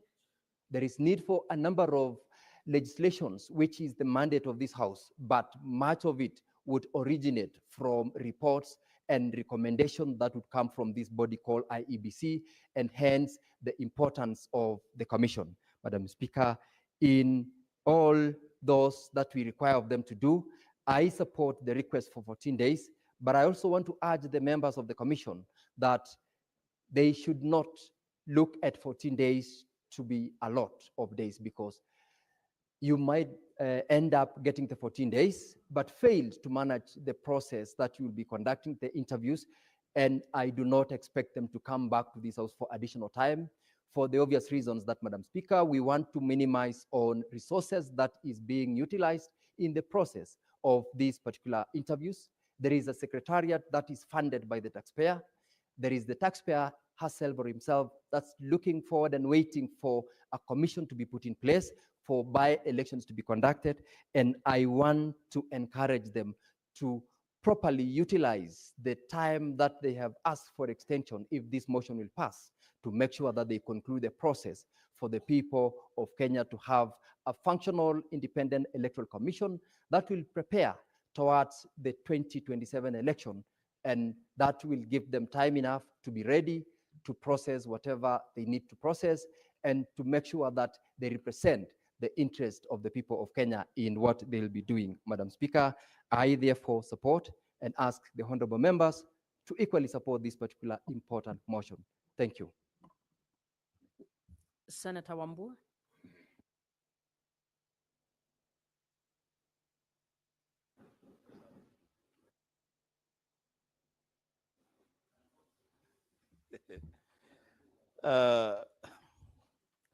Madam Speaker, I thank you for this opportunity to contribute to this motion. Madam Speaker, from the word go, I must go on record and say that the majority leader of the Senate must do a better job at consulting the other side of the House on matters that are cross-cutting. I would want to listen to Senator Sifuna if he gets an opportunity to contribute to this motion, whether actually what our sister coalition partner, ODM, signed an MOU with UDA, whether that extended to this kind of arrangement where the majority leader can just ambush one side of the House with a motion as important as this. But as Speaker, having said that, I have read through this motion. I've listened to the majority whip moving the motion. I listened to my boss, the minority leader, seconding the motion. I've listened to Senator Sigei contributing to this motion. Madam Speaker, I am asking myself the big question: why should I support this motion? The reasons given here are not convincing at all. The moving notes by the whip, in fact, if I was to go by the contribution of the whip, we should all just defeat this motion. Because he says the only reason why we should support this motion is because the National Assembly has already passed the motion. Madam Speaker, that can never be the reason why we are passing this motion. I've listened to my boss, respectively, and he has said that the panel just, realized that they could not undertake the task in front of them, and now for that reason, let us give them time to finish the work before them. Madam Speaker, I will say three things. One, it is this panel that shortlisted the candidates for interview. And when they were doing it, they knew the time that they have for the interviews. Madam Speaker, there is a principle in management called beginning with the end in mind. And I expected that the panelists are learned enough to know, actually some of them are PhD holders. I thought that they are learned enough to understand that if you are given a piece of cloth to tailor a shirt or a suit, you do it according to the size of your cloth, Madam Speaker, the fabric that you have. You cannot shortlist 500 people and then turn back and say, we have so many people to interview, so we need more time. That is not a reason.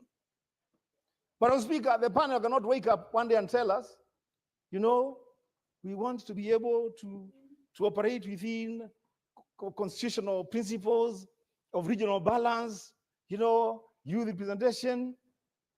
Madam Speaker, even if you had only one day to interview 10 people, that the outcome of that interview must reflect the constitutional principles of regional balance and youth representation. If you have not been able to do that within 90 days, you will not be able to do it within the 14 days that you're asking for. For that reason, Madam Speaker, there is no reason here to support this motion. Madam Speaker, I keep asking myself, when these people are asking for 14 extra days, what do they expect from the people of Banisa? What do they expect from the people of Malava? What do they expect from the people of Ungunja? What do they expect from the people of Magarini, where the Speaker of the Senate comes from and the minority leader of the Senate comes from? These people have been waiting, Madam Speaker, for this panel to complete its work and get the job done, Madam Speaker.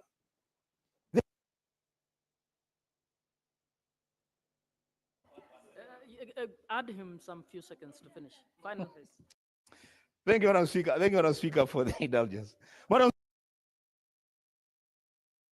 Speaker, I want to go on record that this request is actually an admission on the part of the panelists of their own incompetence, Madam Speaker, to get this job done.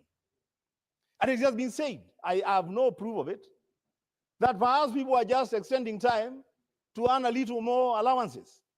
Madam Speaker, nothing stops these people, the panelists, from sitting outside official time, Madam Speaker, past 5 p.m. I've seen us here, Madam Speaker, when we have timelines. We have sat in this house up to midnight to transact important national business. Why is it? Why is it that instead of asking for 14 days, if they need the concurrence of the House of Parliament for more time, why can't they ask, if that is necessary, to be allowed to sit overtime between 6 in the morning and midnight to transact this business?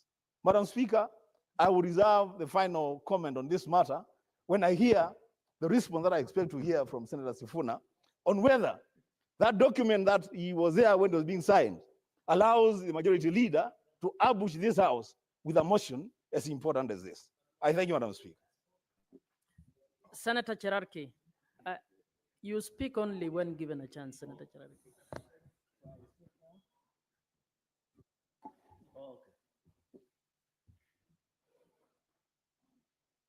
Thank you, Madam Speaker. On a lighter note, when we were signing the partnership between ODM and UDA, I didn't see Wiper present. So I don't know why Senator Wambua is complaining.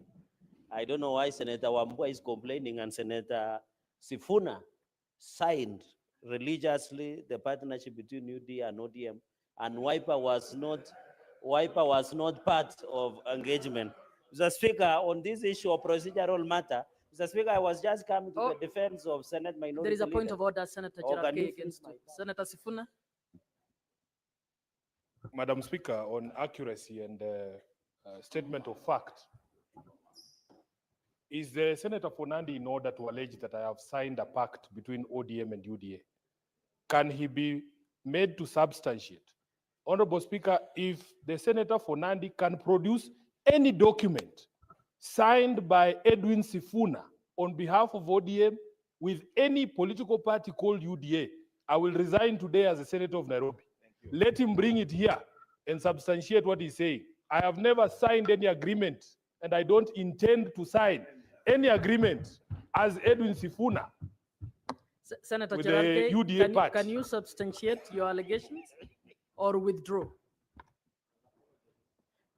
Madam Speaker, I didn't say he signed. His party leader signed Raila Odinga.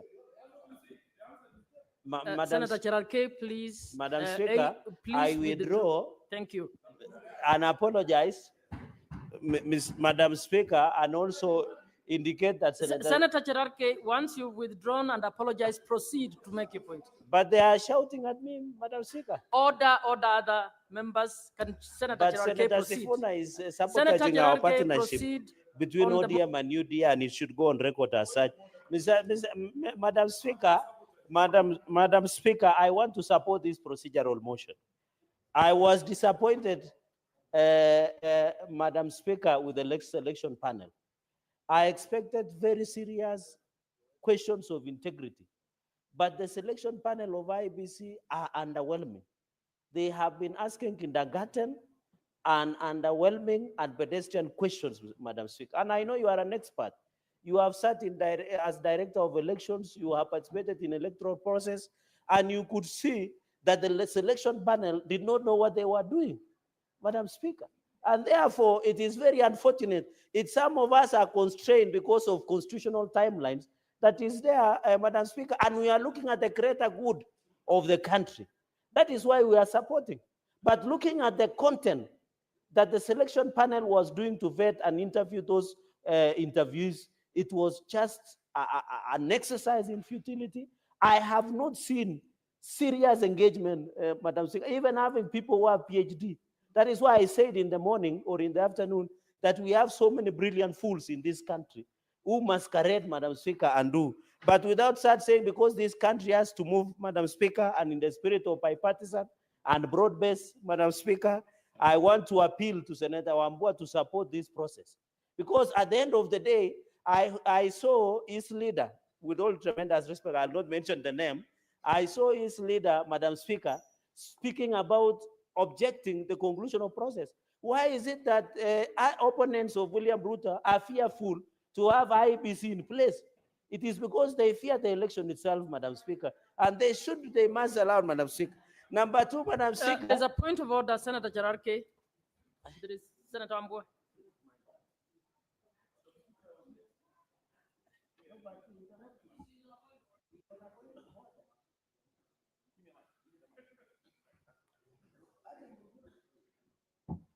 Oh, thank you, Madam Speaker. Madam Speaker, understanding order 105 on matters of facts.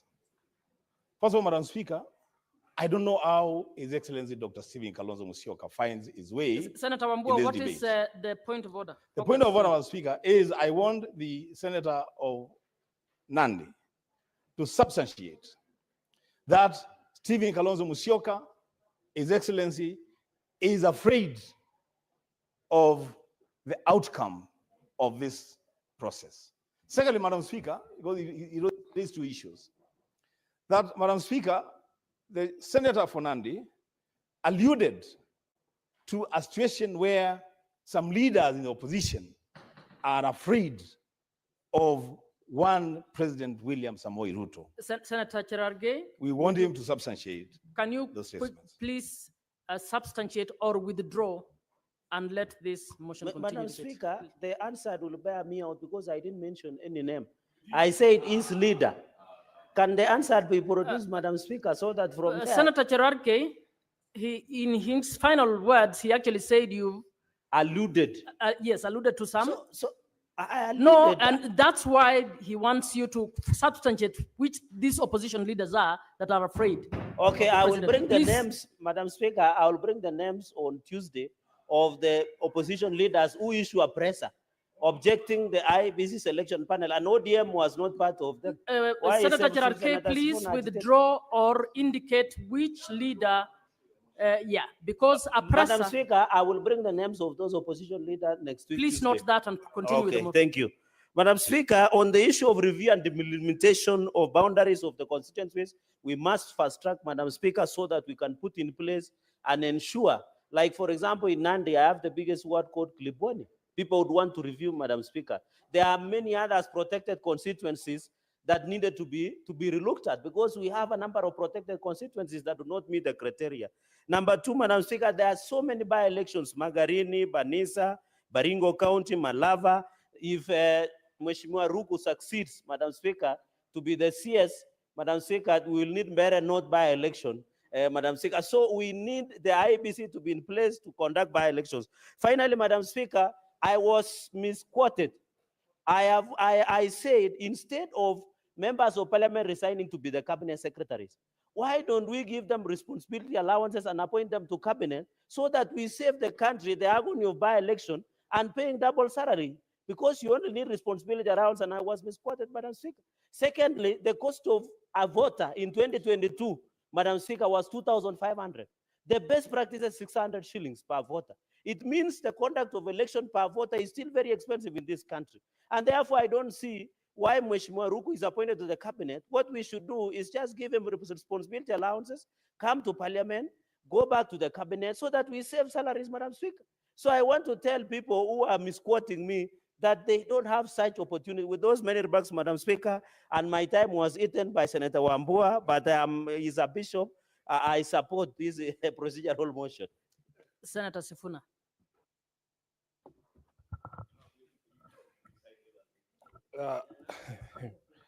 Thank you, Madam Speaker. I must begin by registering very strong protest on behalf of the minority side as to the presence of this motion on the order paper this afternoon. When I saw this motion on the order paper, I called, and the records can show, I called the leader of majority, the Honorable Senator for Kericho, Aaron Cheriot. I was unable to reach him because we in this house have agreed that we will not transact business by ambush. It is not a surprise. And therefore, Honorable Speaker, I am extremely disappointed that it is very contemptuous for you to introduce a motion in such a way, because it gives us a very difficult time in the leadership to guide our members as to how to treat this particular motion. Secondly, Honorable Speaker, I protest because I don't like being made to look like a fool. Yesterday, after resolutions passed by the Central Committee of ODM, I was reading a statement saying that ODM will not countenance any further delays in the selection process of the IEBC commissioners, only to be told today that there is a motion on the order paper to extend time for this panel to do its job. And what's worse, Honorable Speaker, when I reached out to my leadership in the National Assembly, our counterparts there, they forwarded to me a letter from this panel, signed by the chair of the panel himself. The first thing I noticed, this letter was dated the 20th of March. This is 2 weeks ago. 2 weeks ago, Honorable Speaker, this House has no idea. The second problem is that that letter is addressed only to the Speaker of the National Assembly, continuing this spate of contempt for the Senate, when they knew very well that this matter has to be processed through both houses of parliament. Honorable Speaker, it is unacceptable. It is unacceptable that we continue to be treated with such contempt. So when I go through the letter, I'm trying to find out what are the reasons. And it is clear that even the mover of this motion has no access to that request. And by the way, in that request, this panel is asking for 30 days, not 14 days. It is the National Assembly that set it at 14 days, and there is nothing that stops us as a House at setting that deadline at 4 days or 7 days or 2 days if we wanted to. And they are citing various reasons. By the way, I do not hold brief for this panel. And I have strongly objected to, I don't want to be distracted, Honorable Speaker. Strongly objected to this. He does not want to be informed. Let him finish. I strongly object to some of these insinuations that somehow ODM is the one running this panel. And if you read the newspapers today, you would think that there is a war between me and Senator Wambua. It is not going to happen. Me and Senator Wambua are never going to fight. But the truth of the matter is, we also do not want these incessant accusations against ODM. Honorable Speaker, if you hear the names of the constituencies by elections that are being mentioned, majority of them are held by ODM. ODM was holding Ugunja, we are holding Magarini, we have a nominee to cabinet, and there is a young man from Kajiado waiting to replace John Bad in the National Assembly. If anything, we are the ones who are suffering the greatest prejudice. Some of these political parties that you see making noise about ODM, and I have asked Senator Wambua to distance himself and his party from some of these non-entities making noise, and you know very well that they cannot field a candidate in Banisa. They are village political parties. I don't know what Senator Wambua you are doing with these characters. I want to dissuade you from hanging out with these people, because if you just moved a bit, you would allow me to deal with these people mundu kumundu. And they know me. And I don't want you to catch strays, as we say in the streets. Honorable Speaker, some of the reasons these people have given, they are saying that the time is too short because they shortlisted 116 people. I personally took time to watch one of those interviews. And I'm being vindicated because I said, these commissioners, the panelists, are talking too much. They like to listen to themselves. Instead of putting a question to a candidate and allowing them to talk, somebody is asking a windy, long question. And now I am being asked, after complaining that they are talking too much, they write to me to extend time so that we can listen to them more. We don't want to hear what you have to say. We want the candidates, the people who are coming to run elections, to speak so that we can know what they are all about. Therefore, Honorable Speaker, I want to conclude and say, even if I'm inclined, even if I'm persuaded, please, the sort of contempt that is being extended to this Senate will not be allowed to go on any further. Mr. Makanda should have known that there are two houses of parliament. He is a PhD holder, for heaven's sake. He should have written to our speaker and written to the Speaker of the National Assembly on the 20th, and we would have had time to debate this motion and give him what he wants. I thank you, Honorable Speaker. Senator Korir. Yeah, thank you very much, Madam Speaker. I would want to really support the motion which is in the floor of the House. Being a procedural motion, I would also want to just speak about the procedure, where I feel Honorable Senator has felt like it was an oversight to this House. The letter that was written to the Speaker of the National Assembly was written in the capacity of the chair of the commission, where it was supposed to be brought to the commission, that is the committee, or one of the committees in the commission. And then after the committee has deliberated on it, is when now it was written to the two houses. And that is why it came to this House. There is a point of order, Yeah, Senator Honorable Korir. Speaker. Just sit, there is a point of order. Okay. Senator Mandago, you want to?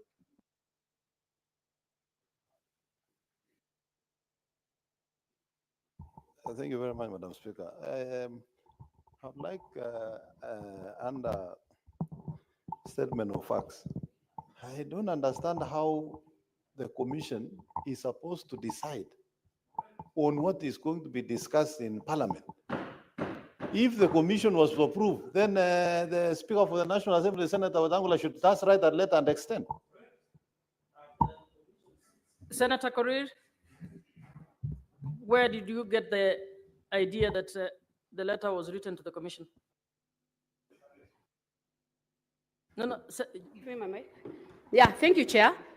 I'm talking about the procedure, where, Honorable Speaker, the letters was made after the deliberation in the commission that the two houses can now take their time and decide. It was not final that the commission decided that let's give them the 14 days. The two houses can still decide that there is no more extension of time. But having been brought to this House, it's upon this House to either extend the 14 days or reduce even to 5 days, or Senator Korir, deny. The objection is to your assertion that the letter was written to the commission and not to Parliament. If Chair? you're not clear, you want to withdraw that reference. I won't withdraw, Chair, because that was the letter, unless I see the content of the letter, but I know the letter was not written to him as a speaker, but as the chair of the commission. Wait, there is a point of order. Senator Sifuna, please. Please, Honorable Speaker, do not allow Commissioner Korir to mislead this House. If the law says that Parliament may extend time, you write to Parliament. Wetangula is not Parliament. Wetangula is not Parliament. I certainly don't recognize him as Parliament. He might be the chair of the PSC. He's the Speaker of the National Assembly. We have our own Speaker. If indeed, as she alleges, that was the procedure, as Senator Mandago has rightly pointed out, all Wetangula needed to do when he received the letter is to write back and tell them the PSC has said have 30 days. Why is this matter here? If she insists on that line, then we as a House should send this motion back to Speaker Wetangula, let him determine it accordance with those powers that Senator Korir says he has under the Parliamentary Service Commission. Senator Korir, let me guide you. No, there is no point of order on another point of order. She has just explained, please. Senator, can I first deal with the point of order that has just been explained by Senator? No, that is not the procedure, and you know that. Can we deal with the first, Senator Korir? Have you seen the letter that was written? You may well be advised to withdraw your reference to the commission. No, if you've not seen the letter, the more reason why you must withdraw. I'm guiding you. Senator Munyo, Senator Kenywa? Madam Chair, I stand. Meantime, can the clerks please prepare to read the letter in terms of who it was written to? Madam Chair, I want to support Bring it to me. The Vice Chair of the Commission. The truth of the matter is the letter can be written to the Chairman of the Commission, because many letters that are written here, Madam Chair, to this House, they're normally written to the clerk.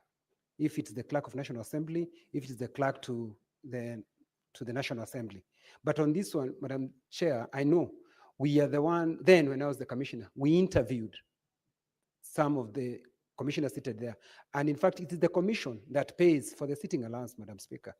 So I am sure as I speak, unless it has changed, and it must have changed yesterday, that the letter must have been written to the chairman of the commission as the chairman of the commission, not as the Speaker of National Assembly. Thank you, Madam Speaker. Senators, honorable senators, I have requested the clerk to actually get a copy of the letter. Where is the mover? I think the letter should have been attached to the motion. You can help the House. Are you able to help the House? Do you have it? Please. Madam Speaker, because Commissioner Korir has not seen this letter, and it raises even more questions. Senator Korir, please listen. Please. It raises more questions than answers, because I'm not a member of the commission. She is a member of the commission. In fact, she's seconded to that commission by this House. You are supposed to be the one to see these letters before we as members do. I have circulated the copy of the letter on the official Senate WhatsApp group so that everybody can be able to see it. But Madam Speaker, we are not discussing who pays the panel or who provides secretarial services for this panel. We are asking ourselves, which institution under the law has powers to extend time? And in my view, if the answer is that it is Parliament, then that request must be to Parliament. And we run a bicameral House, which requires that you recognize the leadership of both houses. The Speaker of this House is not aware. In fact, it's our Speaker asking for a copy of the letter. You as a senator should be ashamed that your own leadership in this House has not seen that letter. If you are going to defend this institution, you must stop this practice where people imagine that if you write to the National Assembly, you have written to Parliament. That is not the correct position of the law, and we must defend this institution. Senator Sifuna, do you want to make reference to the letter? Can you please just, Senator Sifuna, let him read there. I want him to read actually who is the letter addressed to Senator Just 1 minute, Honorable Speaker, because the shouting is interfering with the network on my phone. But this is the This is the letter. I have shared it on the official Senate business group. If you don't have a network, it's because Senator Kinyo is shouting. Honorable Speaker, the reference of that letter is SP/IEBC/CORR/2025/236 from the selection panel for the recruitment of nominees for appointment as chairperson and member of the Independent Electoral and Boundaries Commission. It is dated the 20th of March, 2025. It is addressed to the Right Honorable Dr. Moses F.M. Wetangula, EGH MP, Speaker of the National Assembly and Chairperson, Parliamentary Service Commission. Now, Honorable Speaker. I think that's enough. Senator Sifuna, I think let's I feel like there's more education to pass. No, it's Thank you, okay. Honorable Speaker. That information is what we are looking for. Senator Korir, can you proceed to the extent? No, it was a point of order where she was guiding the House that the letter should have gone through the Commission and the Commission to guide the House. Senator Korir, as you can see from that letter, it was written to Speaker and Chairperson of the Commission. So the letter is before the House as directed to the Speaker. Do you want to proceed? Yeah, thank you, Chair. Yeah, that was the clarity that we wanted as a House. And I also want to thank the Honorable Member because he's very thorough when it comes to the procedures. And it's clear that the letter also was copied to the Senate. So, and the reason why I'm raising this, Madam Speaker, is because honorable senators, please. It is. No, what is your point of order? No, I don't Senator want. Cherargei? Is it information or order? What is your point of order? Madam Speaker, I raise under point of order under Article 127 on powers of Parliamentary Service Commission. One of the functions of Parliamentary Service Commission. Can you? That cannot be a point of order. No, it is that what you are can- trying to explain powers of the No, I'm not explaining, Order, but I'm Senator talking Cherargei. about the correspondence. So I'm what is coming your there. point of order? Madam Speaker, it cannot be that Parliamentary Service Commission, the chairperson, Speaker Moses Masika Wetangula, Madam Speaker, Senator cannot Cherargei. be the correspondent of Parliament as inflicted Senate- under Article 93. Senator We must Cherargei, teach him, order, Madam Senator Speaker. Cherargei, This is sit down. verification. Order, Yes. Senator Cherargei, you are abusing that space to actually make a point you want to make. Senator Korir, proceed. Thank you, Honorable Speaker. I think, Honorable Senator- Speaker, Senator Mandago. Honorable Speaker, I think they are just wasting my time. Yes, It's just a procedure. Please And they save- have been read, the letter has been read by Senator Honorable- Korir, just let him be. Senator, please save Senator Korir's time. First, Senator the Cherargei, you listen in point silence. of order please. is understanding order 105, statement of facts. The letter was copied to the clerk, not the speaker. Number two, we don't waste time in this house, we debate. There's a difference between being written a letter and being copied just for information. Senator Mandago, I overrule. She said the letter was copied to the Senate. To the clerk of the Senate actually represents the Senate. Yeah.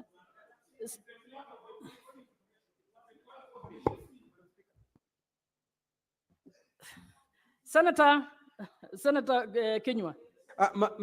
Madam Speaker, in this Senate, and I want to repeat again, and I had said before, Speaker don't receive letters. Letters are sent to the clerk. And in fact, from what he has said, Mr. Speaker, Madam Speaker, protect me from Order, Senator hecklers. Cherargei, please. Protect me I have from not these given you hecklers. time to read. Senator Sifuna, I have not given you time. Please, let's listen to one person at a time. Senator Kinyua. Madam Speaker, the reason I'm saying this is because if you look at this letter, because now I can see the content, it was written to the commission, chairman of the commission, and that's why you're seeing the clerk of the Senate is written here very clearly, clerk of the Senate and secretary to the commission. Because it followed very well. The person who was being written this letter is the chairman of the commission and being copied to the secretary of the commission. And there is no time, Madam Speaker. Senator Kinyua, you are wrong on that. It says speaker and chair. Let's not argue on that. Let's, honorable senators, can we I'd like to call upon all of you to actually allow Senator Korir to finish her argument on this issue. Senator Cherargei, Thank you please. very much, Madam Speaker. Mine is just to request the honorable colleagues that we need to agree. This is a very, I can't apologize, my friend. This is a very important commission that we want to have because of a number of bending works that need to be done. Remember, we've not done register verification. We've not done a number of things that are waiting us. So, and that is one of the roles that we have to play as a house. So I want to request you, I want to plead with you that let's give them this time. It was within your hands to either reduce the number of days or even to reject. But where we are, I will plead with you, led by our able senator from Nairobi, that we give them time so that they can conclude this work and be able to take this country to the next height. Otherwise, thank you, Honorable Speaker, and I would want to request that is fairly the procedure and less kindly Senator approve Cherargei, this you're motion. being Thank you. disruptive. You're being very disruptive. Senator Omtata. Senator Cherargei, we will listen to those contributing in silence, please. Madam Speaker, thank you for the opportunity to oppose this motion. Because when listening to what has been going on, I've just wondered what the powers of the Parliamentary Service Commission are. When did they become a medium for introducing debate in this House? As far as I'm concerned, there's no request to Parliament to extend time. Number two, this House is presided over by the Speaker. The other House is presided over by the Speaker. The two houses form Parliament. And I agree with those who have said that where Parliament is supposed to be asked to do anything, the two speakers have to be addressed. It's not correct that the clerk is addressed on behalf of the Speaker. There are letters which go to the clerk, which are merely for administrative work or for petitions. But to request a special favor from Parliament, you have to move the speakers. So as far as we're concerned, we have not been moved to grant any extension of time. Madam Speaker, I've looked through the motion, and I'm just seeing a recitation of nothing. There's a lot of words here, but they say nothing. Not a single reason has been given as to why we should extend the time of the Iebc. All I can see written down here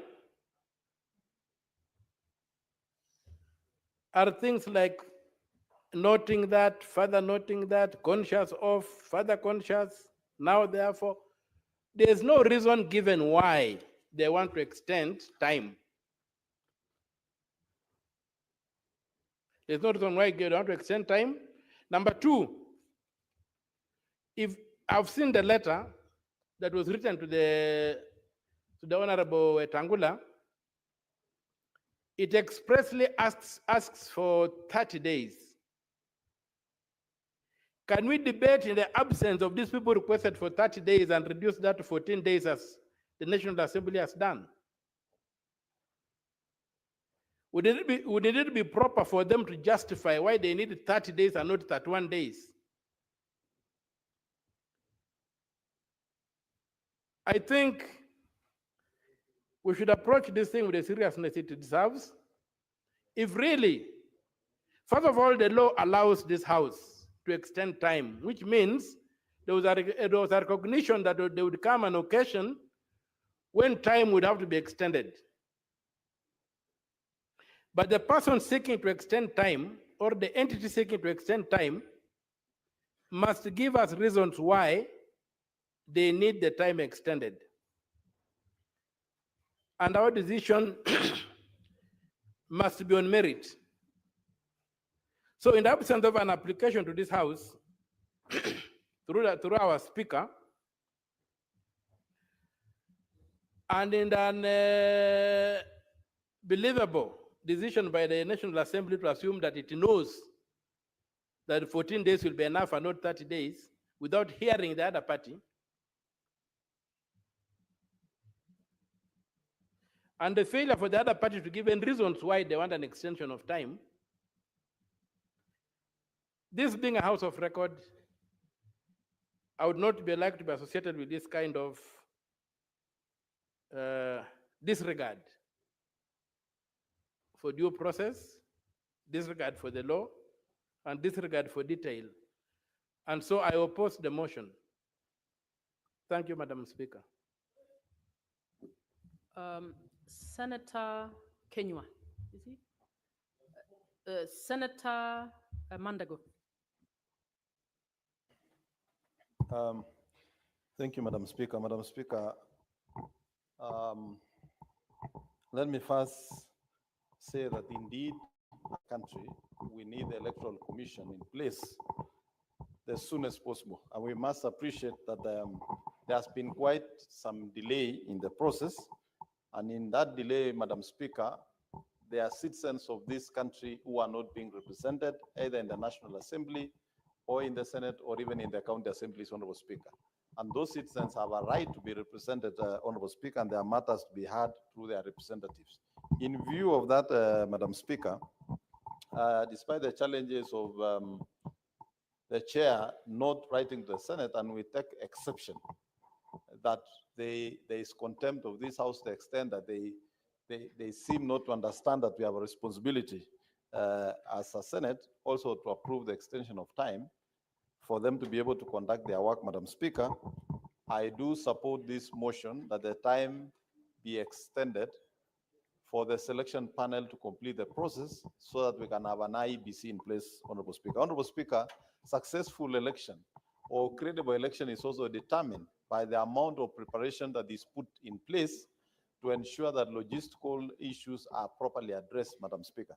Madam Speaker, we don't want to run to 2027 and we have an electoral body that has just arrived shortly before elections, Madam Speaker.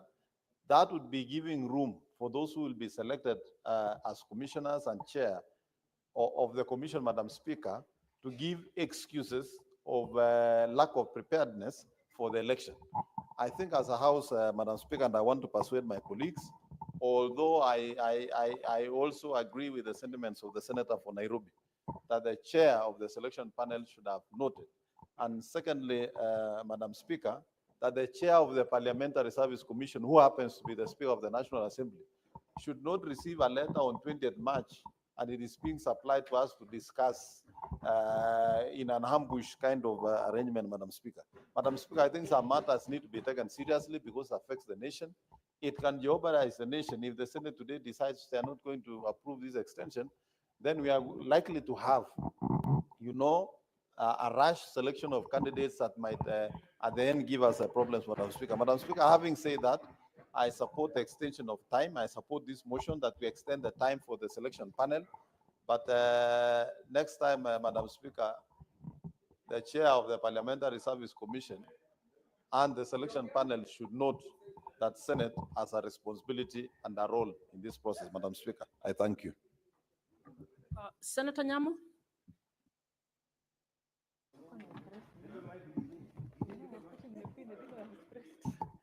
Senator Nyamu, are you ready or you're not? Thank you, Madam Speaker. I want to contribute to this motion. We know the hue and cry that superseded the selection of this panel. We know the long wait that the country had to go through before we get this panel in place as selected by the president. We cannot ignore the fact that the Senate should be given due respect and addressed in issues serious as this. But at the same time, we are here to serve the country.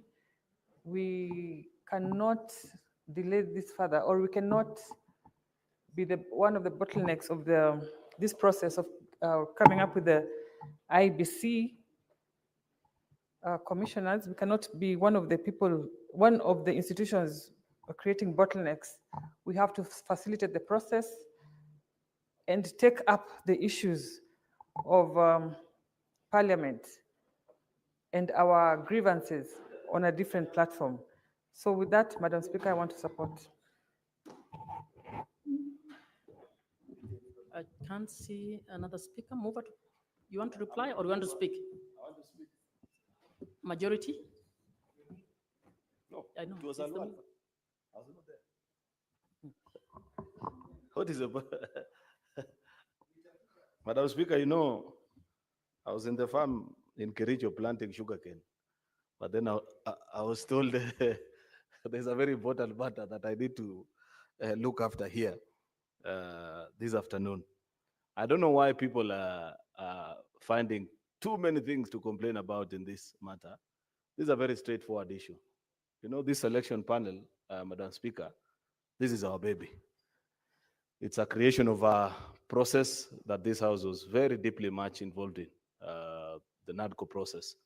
And we created this selection panel, which suffered very many challenges in its setting up, some of which the Senator for Nairobi, my good friend, spoke about even yesterday in a press conference. I think I watched him somewhere, explaining the difficulties we had in setting up this selection panel. Eventually, we had the selection panel, and to the best of my ability, I have tried to follow what they are doing, and I am impressed by the work that they are doing. They are trying their very best to get us the next IBC, and they have a very tight schedule. I have, Mr. Speaker, conducted interviews for public positions previously when I was in PSC. It's a very tiresome job, you know, because Kenyans are Kenyans. Sometimes they come, they have forgotten their documents. I don't know what has happened. You ask them a very straightforward question. They give answers through all forms of shapes and sizes, but eventually you have to make a decision. Now, as per this request, why it's coming to us, Mr. Speaker, is because on the last day that they finish their interviews, they'll only be left with 1 day to write the report and send the names to the president, the list of the nominees for him to select. I think if my memory serves me right, 3 names for the chairperson and 9 so that the president can select 1, and 9 for, what are they called? Members, so that he can select 6 out of them. To expect that this commission, this selection panel, Madam Speaker, will complete their work at 5 p.m. and tomorrow sit down, comb through the list of interviewers, I think hundreds of them from the short list, and do a report is to push our luck too far. You know, Madam Speaker, it is Parliament that provides the secretarial work. Staff of Parliament, our own staff are the ones that are tabulating the results and welcoming staffers, as we have done previously in many other national assignments. Therefore, this request came to PSC, Parliamentary Service Commission, which is a body that collates all or coordinates for all the nominating institutions. When, for example, LSK sent their nominee, they send it to PSC. When we have a interreligious council, they have 2 nominees in that panel, they send it to PSC. We have this other one for accountants, what is it called? Iebc. They send their nominees to that. So PSC is a coordinating body, and the chairperson of PSC is the Speaker of the National Assembly. So it's important that we separate our issues. Sometimes we may not agree with the National Assembly on many things, and I've said all those things here on this floor.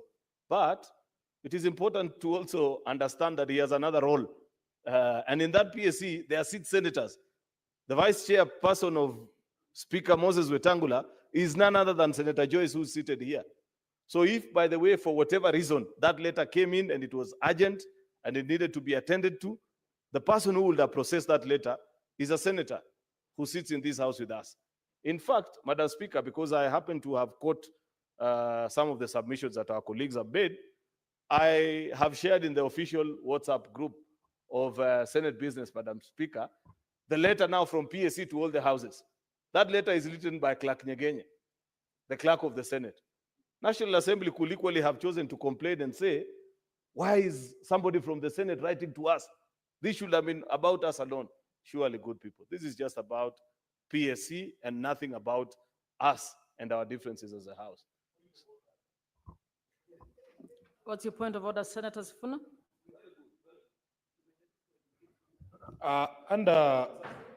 Yes, Madam Speaker, understanding on the 1014, it appears as if the majority leader is imputing very improper motive on our part to raise those objections. Yet the mover of the motion who was standing in for him has already apologized to us by for not supplying that information that you're now referring to the House prior to the motion. Majority leader, you are my witness. We agreed, both sides of this House, the majority and the minority side, that we will not conduct business by ambush. That this information that you're putting out now should have been with the members before. And your colleague on the other side, who is also the vice chair of the PSC, she herself had not seen that letter. I mean, what are we to make of this? We asked our speaker, he had not seen the letter. We have had to get this letter from the National Assembly. So to be fair to us, when such a motion is brought, first we need to be informed, and it would have been nice if you had attached all this correspondence so that we don't have to make noise about what you're considering nothing. But for you to say that you don't understand why we are making noise is to be very fair, especially because you have come to the House late and you're telling us you're growing sugarcane in Kericho when I know it doesn't grow in Kericho. Sure. Senator Sifuna, Senator Majority, you can respond to that. Senator Sifuna has explained why but this is members objected. This is a problem of these Nairobi people who grow kales or sukubawiki in gunias on balconies. They don't understand the geography of Kenya. There is a lot of sugarcane in Kericho, my good friend Senator Sifuna. Anyway, if that matter then has been properly explained to the House, then I'm satisfied. It's because of the messages that I saw from many people saying there's a matter that has arisen in the House and nobody appears to be clear about it. Then if it has been explained to the satisfaction of my colleagues, then I abandon that thought. And indeed, I agree with them that they needed to be in the know. I do confess also myself that it's only when I saw the order paper that I understood that there was such a motion. I remember about 2 or 3 weeks ago being informed that there was going to be such an occurrence, but I had not known the way through which it's going to be processed. But I'm satisfied now if my colleagues have been explained to and they are now properly seized of the matter, especially Senator Umtata, who has caused us, Madam Speaker, more than 1 year of a delay. You know, Madam Speaker, when we passed the initial law, it is this Umtata who went to court and said Parliament had allocated himself more than enough slots. Therefore, we reduced to 4 from the initial. I think we had, I think now we have 2 actually. Initially, we had 4 because of this good man that is seated here. But if he's come as he is, then it means that he's satisfied with what has been explained, Madam Speaker, and what has been done now. So with those many remarks, I want to urge that we give Iebc selection panel these extra 14 days that they're asking for. I hope they give us competent Kenyans, men and women of great character and quality that can serve this nation in a great way. There are many by-elections that we are waiting, and members of political parties are looking forward to nominate people, participate in those campaigns. I've not done a campaign, Madam Speaker, since 2022. And you know we have campaigns coming up in 2 years. I may have forgotten how to address a crowd. I need to test my vocal cords, Madam Speaker, somewhere. Either in Malava or Boni Kalwale, I will rely on his wisdom to tell me which candidate to support for our party, the UDA. Once we find that candidate, we meet and we square it out with Sifuna, because I'm sure he'll present a candidate. Much as I know his chances in Malava are very limited. That's what Boni Alwale has informed me many times. That is a corner of Kakamega that is completely yellow, Madam Speaker. Anyway, with those many remarks, Madam Speaker, I beg to urge my colleagues that we support this motion. I thank you. Thank you for this chance, Madam Speaker. The mover may now reply. Senator Khalwale.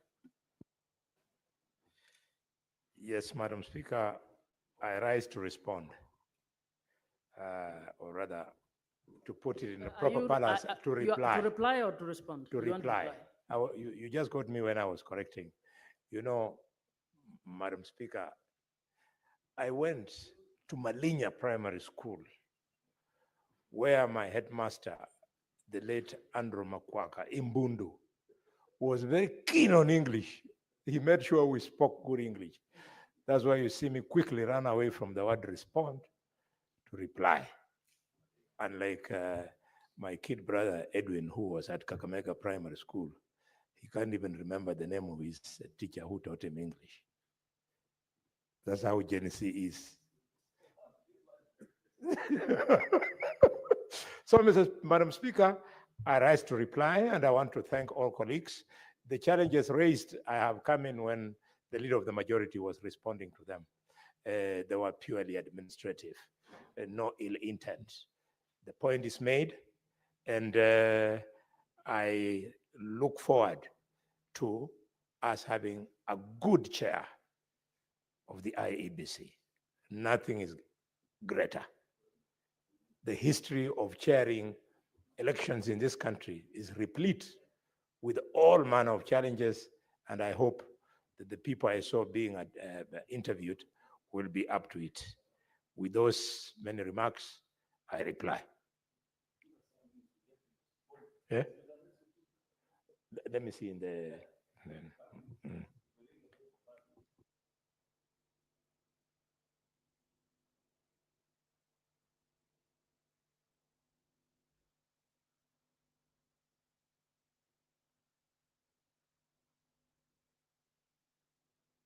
Sergeant at Arms, would you kindly ring the bell for 5 minutes?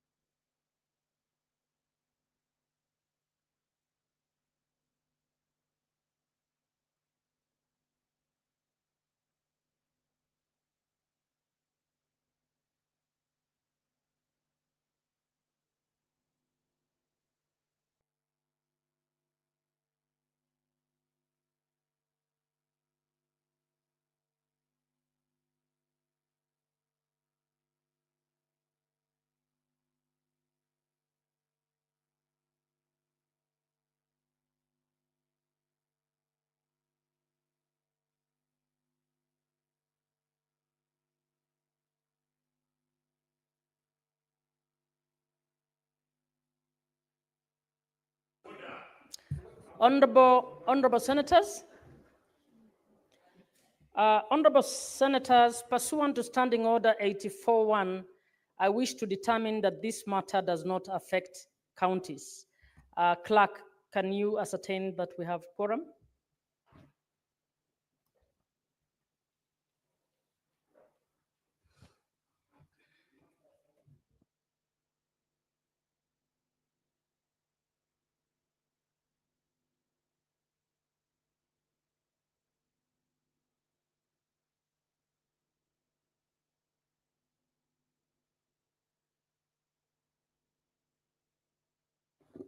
Honorable Senators, I put the question.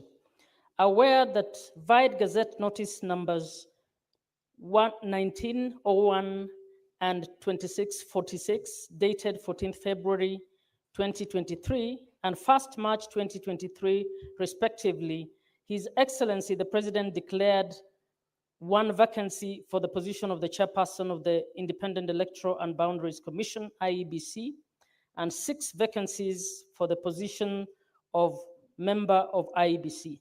Further aware that Vide Gazette Notice number 715 of 27th January 2025, His Excellency the President appointed members of the selection panel for the recruitment of nominees for appointment as the chairperson and members of the Independent Electoral and Boundaries Commission, noting that upon its appointment, the selection panel commenced the recruitment process and longlisted all applicants and subsequently shortlisted qualified applicants for the position of chairperson and member of the Independent Electoral and Boundaries Commission, further noting that paragraph 6.1 of the first schedule to the Independent Electoral and Boundaries Commission Act, Cap 7C, provides that the selection panel shall finalize the recruitment exercise within 90 days of its appointment and forward the names of the nominees to the President. Conscious that the selection panel is currently undertaking the interviews of the shortlisted candidates for the positions of chairperson and members of the Independent Electoral and Boundaries Commission, and that given the interview schedule of all shortlisted applicants, the selection panel has inadequate time to conclude the recruitment process. Further conscious of the need for the selection panel to ensure the recruitment process complies with the constitutional principles of regional balance, representation of the youth, and the overall inclusivity, while ensuring that the interviews are conducted as far as is practicable within official working days and hours. Now, therefore, pursuant to the provisions of paragraph 6.2 of the first schedule to the Independent Electoral and Boundaries Commission Act, Cap 7C, the Houses of Parliament resolve, the Senate resolved to extend the tenure of the selection panel for the recruitment of persons for appointment as chairperson and members of the Independent Electoral and Boundaries Commission by a period of 14 days from 28 April 2025. Will as many as are of that opinion say aye? Will as many as are of a contrary opinion say nay? The ayes have it. Next order.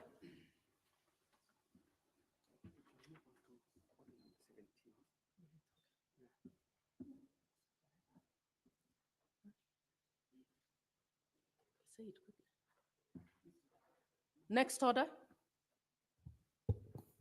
Order number 17, motion, report of the Standing Committee on Energy on its inquiry into the liquefied petroleum gas explosion in Muradi area, Embakasi, Nairobi City I'm County. informed, Senator Sifuna, you'll do it?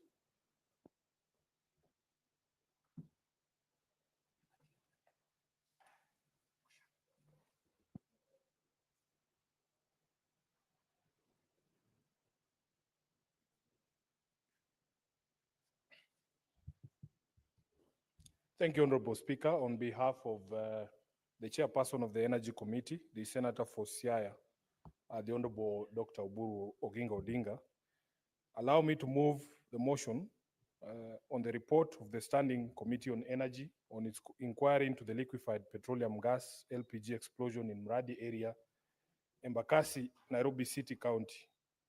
Honorable Speaker, I beg to move that the Senate adopts the report of the Standing Committee on Energy on its inquiry into the liquefied petroleum gas explosion in Mradi area, Embakasi, Nairobi City County, laid on the table of the Senate on Thursday, 8th August 2024. Honorable Speaker, as you are aware, I am a very proud member of the Energy Committee, and I have been so since the inception of this House. This particular report, Honorable Speaker, was prepared under the auspices of the previous committee. As you are aware, we had the reconstitution of the committees when we began this session. So if you look at the chairpersons forward, at that particular moment in time, our chairperson was the Senator for Nyeri, the Honorable Matinga Wahome, who now is a member of the Parliamentary Service Commission, which we have just been discussing right now, Honorable Speaker. Speaker, on Thursday, 1st February 2024, an LPG explosion occurred in the Mradi area of Embakasi, Nairobi County. The facility involved was an LPG plant used for storing and filling gas cylinders. This explosion claimed the lives of 11 Kenyans and left at least 280 other people injured. The explosion further resulted in a massive fire which spread to nearby buildings, causing extensive damage to residential and commercial properties. Following this incident, Honorable Chair, I had occasion, in fact, together with the area member of parliament, the Honorable Babu Owino, and the party leader of ODM, the Honorable Raila Amolo Odinga, to visit this particular area. And we resolved, together with members of the committee, that we had to conduct an inquiry as to what led to this particular incident happening, with a view of making sure that it never happens again. Honorable Speaker, during the committee proceedings, we framed the deliberations in order to arrive or to determine the following issues as key issues for resolution. And the first reason was why the LPG refilling facility was located so close to a human settlement, the ownership details of the company that was running the facility, compliance to statutory and regulatory requirements of having an LPG refill and storage facility, details of LPG refill and storage facilities and their locations in the country, sorted per counties, and safeguards that the government has put in place to avoid a recurrence of the same. So during these deliberations, Honorable Speaker, we held 6 meetings as a committee, and I want to thank members of this committee led by the then chairperson for the dedication in order to bring some level of closure to the people of Mradi and the people of Nairobi in general. Honorable Chair, we held 6 meetings with key stakeholders, including the then Cabinet Secretary for Energy, the Director General of the National Environment Management Agency, the DG for EPRA, the Director and Gas Explosives Expert at EPRA. Then we had the Petroleum Institute of East Africa also appearing before the committee, and the Energy Dealers Association. With your permission, Speaker, I will just run through very quickly some of the committee observations during that engagement, and I've noted them down. Honorable Speaker, first of all, one of the key observations that the committee made is that there's involvement of multiple legal regulatory bodies in the licensing process, which creates a complex web of responsibility that somebody needs to obtain before they operate such a facility. The problem we have is that these various agencies that are responsible for giving these licenses do not speak to each other. So somebody will go to the county government of Nairobi and obtain a business permit saying they want to set up a shop somewhere there. And then they will go with that approval to NEMA, say we are setting up a garage. In fact, this particular site had been registered as a garage, and they didn't even have a license from EPRA to operate a gas filling plant. So that presence of multiple legal regulatory bodies and the fact that they do not coordinate and speak to each other when required to, then it causes that complex web of responsibility, and it is very difficult to pin somebody down and say you are the person responsible. As I said, that LPG refilling plant in Mradi was registered as a garage and not an LPG facility. So the county government of Nairobi disclaimed responsibility for any licenses that had been issued in this regard. But you will see from our observations and recommendations that there was also very serious dereliction of duty on the part of the county government of Nairobi when it comes to enforcement and inspection. Honorable Speaker, this complex web of many regulatory bodies led to the fact that this company, in fact, had a valid environmental impact license from NEMA, and the registration number is there, approving the installation of a 10 metric ton LPG storage and filling plant. The committee noted, however, that the issuance of the environmental license did not absolve the company from its obligations to acquire other applicable permits, and especially permits from EPRA. As a result of that incident, Honorable Speaker, EPRA suspended all operational licenses issued to Maxis Nanyuki Energy, who was the operator of this particular plant, and Clear Mwiki gas suppliers. It further shut down 63 out of the 140 LPG storage and refilling plants located within a radius of 200 meters near residential areas due to high risk or risky technical audit score. Following reinspection, 39 of those facilities were reopened, with some implementing safety measures like firewalls, reducing the required distance from residential areas to about 35 meters. Honorable Speaker, very quickly, we made certain recommendations as a committee, and we are hoping that we will follow through after this House adopts a report. The first recommendation we made was that the DCI must investigate how Maxis Energy obtained an LPG storage and filling plant license, and those found culpable be charged in accordance with Section 99 of the Petroleum Act. In addition, the National Police Service and Directorate of Criminal Investigation should fast-track all pending criminal cases relating to non-compliance of LPG regulations. Honorable Speaker, we also recommended that the Ministry of Energy must expedite the approval of the LPG regulations of 2019, which have provided for more stringent compliance measures when it comes to operation of similar plants. And also, Honorable Speaker, that all licensing authorities, and especially the county governments, must enforce zoning boundaries prior to issuing any permits. Honorable Speaker, the committee also recommended that there will be no new petroleum facilities licensed in residential neighborhoods. And this is a matter that we took up with the Governor of Nairobi when he appeared before this committee last week, because we would want him to address the proliferation of gas filling plants and even petrol stations, especially in residential areas, which is something that causes undue and unnecessary danger to the people of Nairobi and other areas.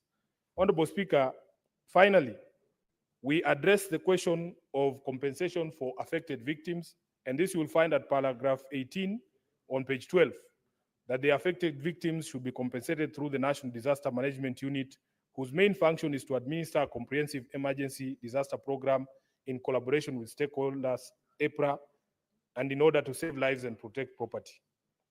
Therefore, Honorable Speaker, we have tabled this comprehensive summary of the committee's findings, observations, and recommendations.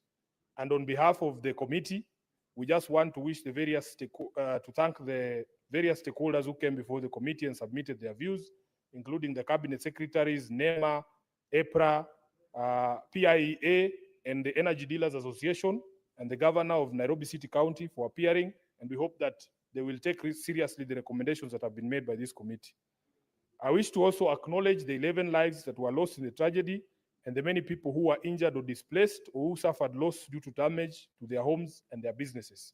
This devastating event left a profound impact on our country, and our hearts go out to all those affected. As the committee responsible, we have made a commitment to ensure that the relevant regulatory bodies implement stricter safety protocols to prevent future incidents. Finally, I wish to thank the officers of the Speaker and the Clerk of the Senate for their support during the entire process of considering this matter. It is now my pleasant duty, Honorable Speaker, to table or to move this motion and to ask that I don't see any member of the Energy Committee, the majority leader, to second the motion. I thank you, Honorable Speaker. Majority Leader, please proceed to second the motion. Thank you, Mr. Speaker. Mr. Speaker, I rise to second, which is this report on the inquiry into the LPG explosion in Mradi area in Mbakasi. Mbakasi is where I grew up, Mr. Speaker, and anytime such disasters happen, it reminds me that despite the fact that I have a position of privilege now, it may as well just have been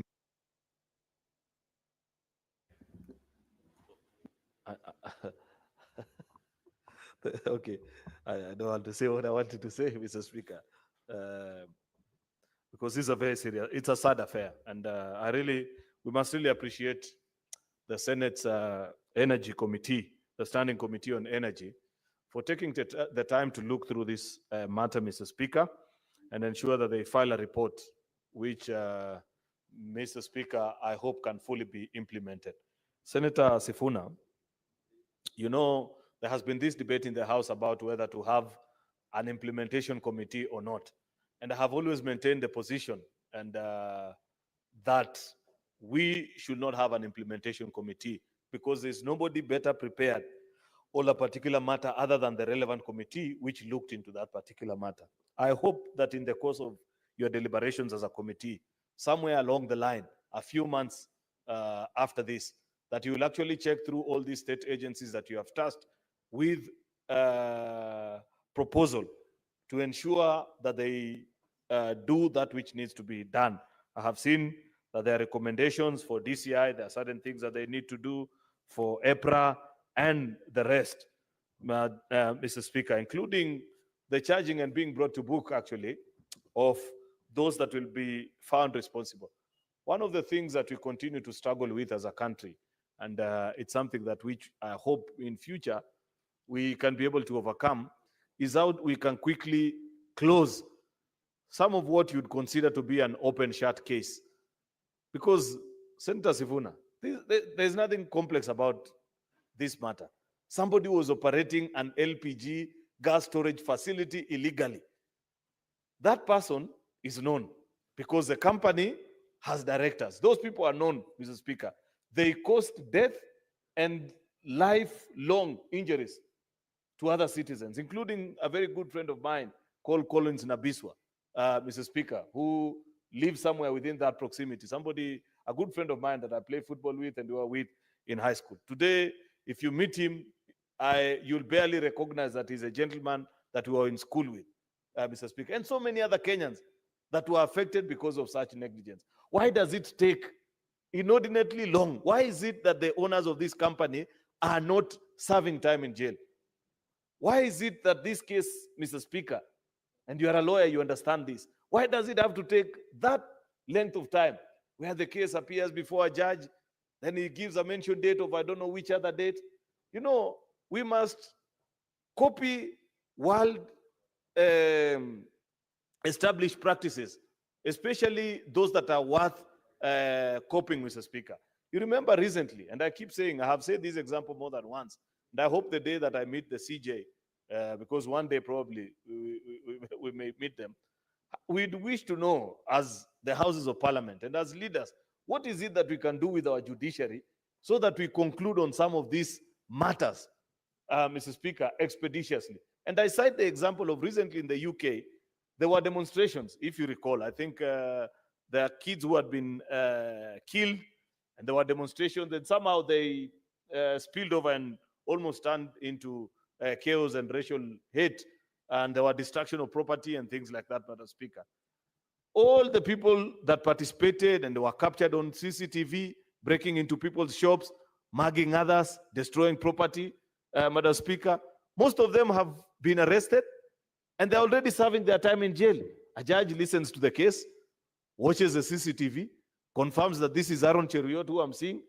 After they put their defense, the following morning they show up with a verdict and you begin to serve your time in jail. I don't understand why in Kenya it is extremely impossible, Madam Speaker, to see such kind of things. This is somebody who was operating a facility illegally without any license, Mr. Speaker.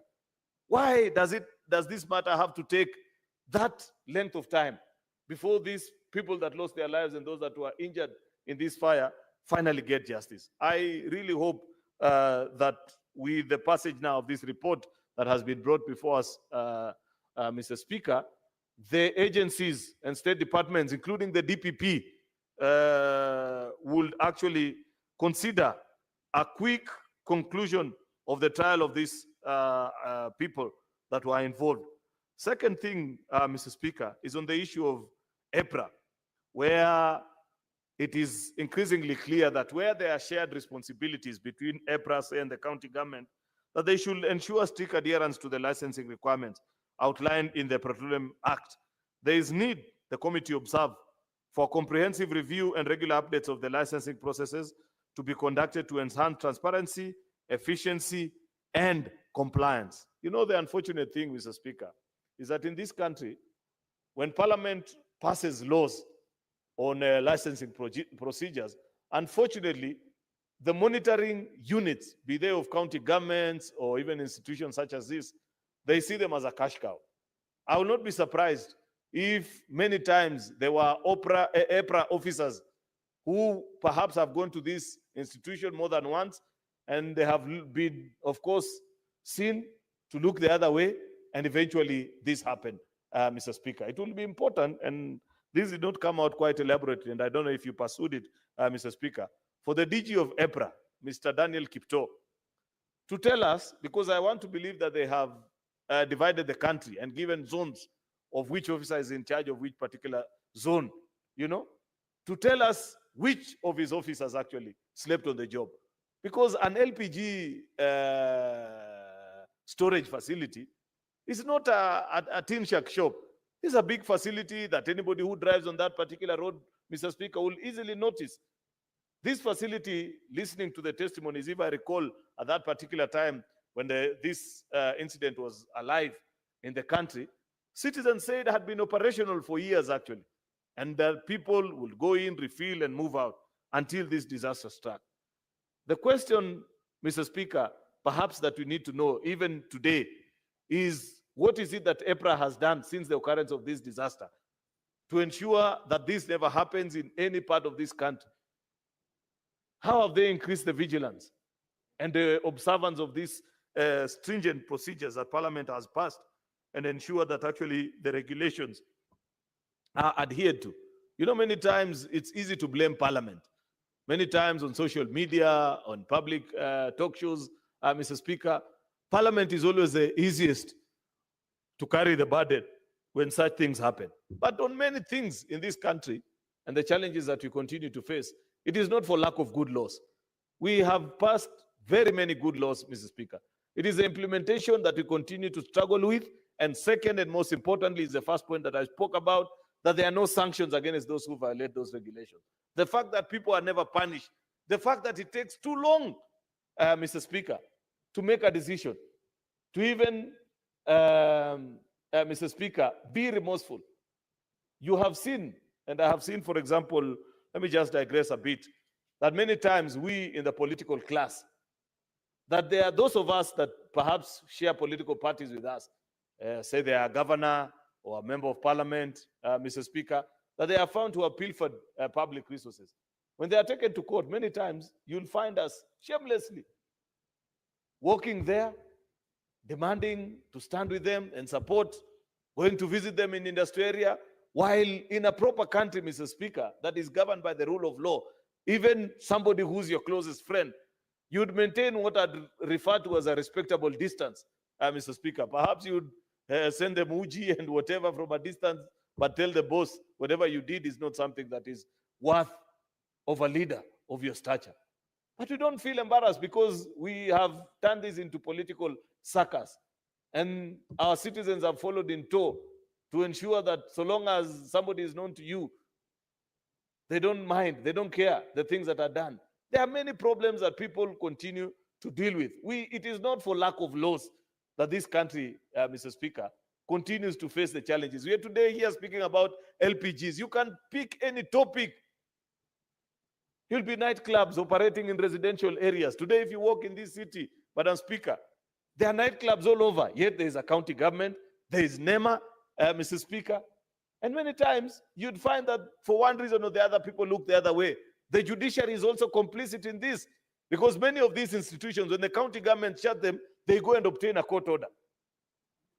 Up to when, Mr. Speaker, shall we continue to just come and cry and say, oh, this or that needs to be done? In fact, I have realized that many times, Mr. Speaker, it takes even ignoring of court orders for people to achieve some of the things that have been achieved in this country. Because there's a circus everywhere, from the implementing agencies to those that are the regulators, and to eventually the law enforcement agencies. And even when people are taken to court, Mr. Speaker, they are let go of with a slap on the wrist. People bend laws, Mr. Speaker. There is also a recommendation. There are so many recommendations to EPRA. Part B actually speaks to what I was speaking about. This is to point to the fact that I had not fully read the report, but I now see that the committee actually went into this issue of zoning. A good one, actually, Mr. Speaker. That physical inspection should be carried out before issuing any license to ensure that the zoning laws are not breached, because there are areas through which you cannot be allowed to run such a facility. These include residential areas, Mr. Speaker. If you are setting up an LPG storage facility, Mr. Speaker, there is an expectation that actually it will be in a certain safe zone, so that if there are incidences such as this, you don't have members of the public suffering. And the committee went into deep detail to speak about this. I hope we share these recommendations with EPRA and ask them actually to guide and lead us. There is also need to compensation of victims, that the affected victims should be compensated through the National Disaster Management Unit, whose main function is to administer comprehensive emergency and disaster program in collaborations with stakeholders, EPRA, in order to save lives and property. The committee therefore recommends that this report be dispatched to the following institutions. This is what I was speaking to earlier: DCI, EPRA, NEMA, Council of Governors, Nairobi City County, for the purpose of implementing within a period of 6 months from the date of the tabling, not even from the date of passing, just tabling like they have done. And I want to believe this report was tabled even earlier.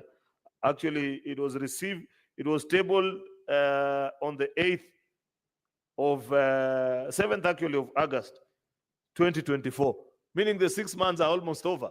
Actually, they are over.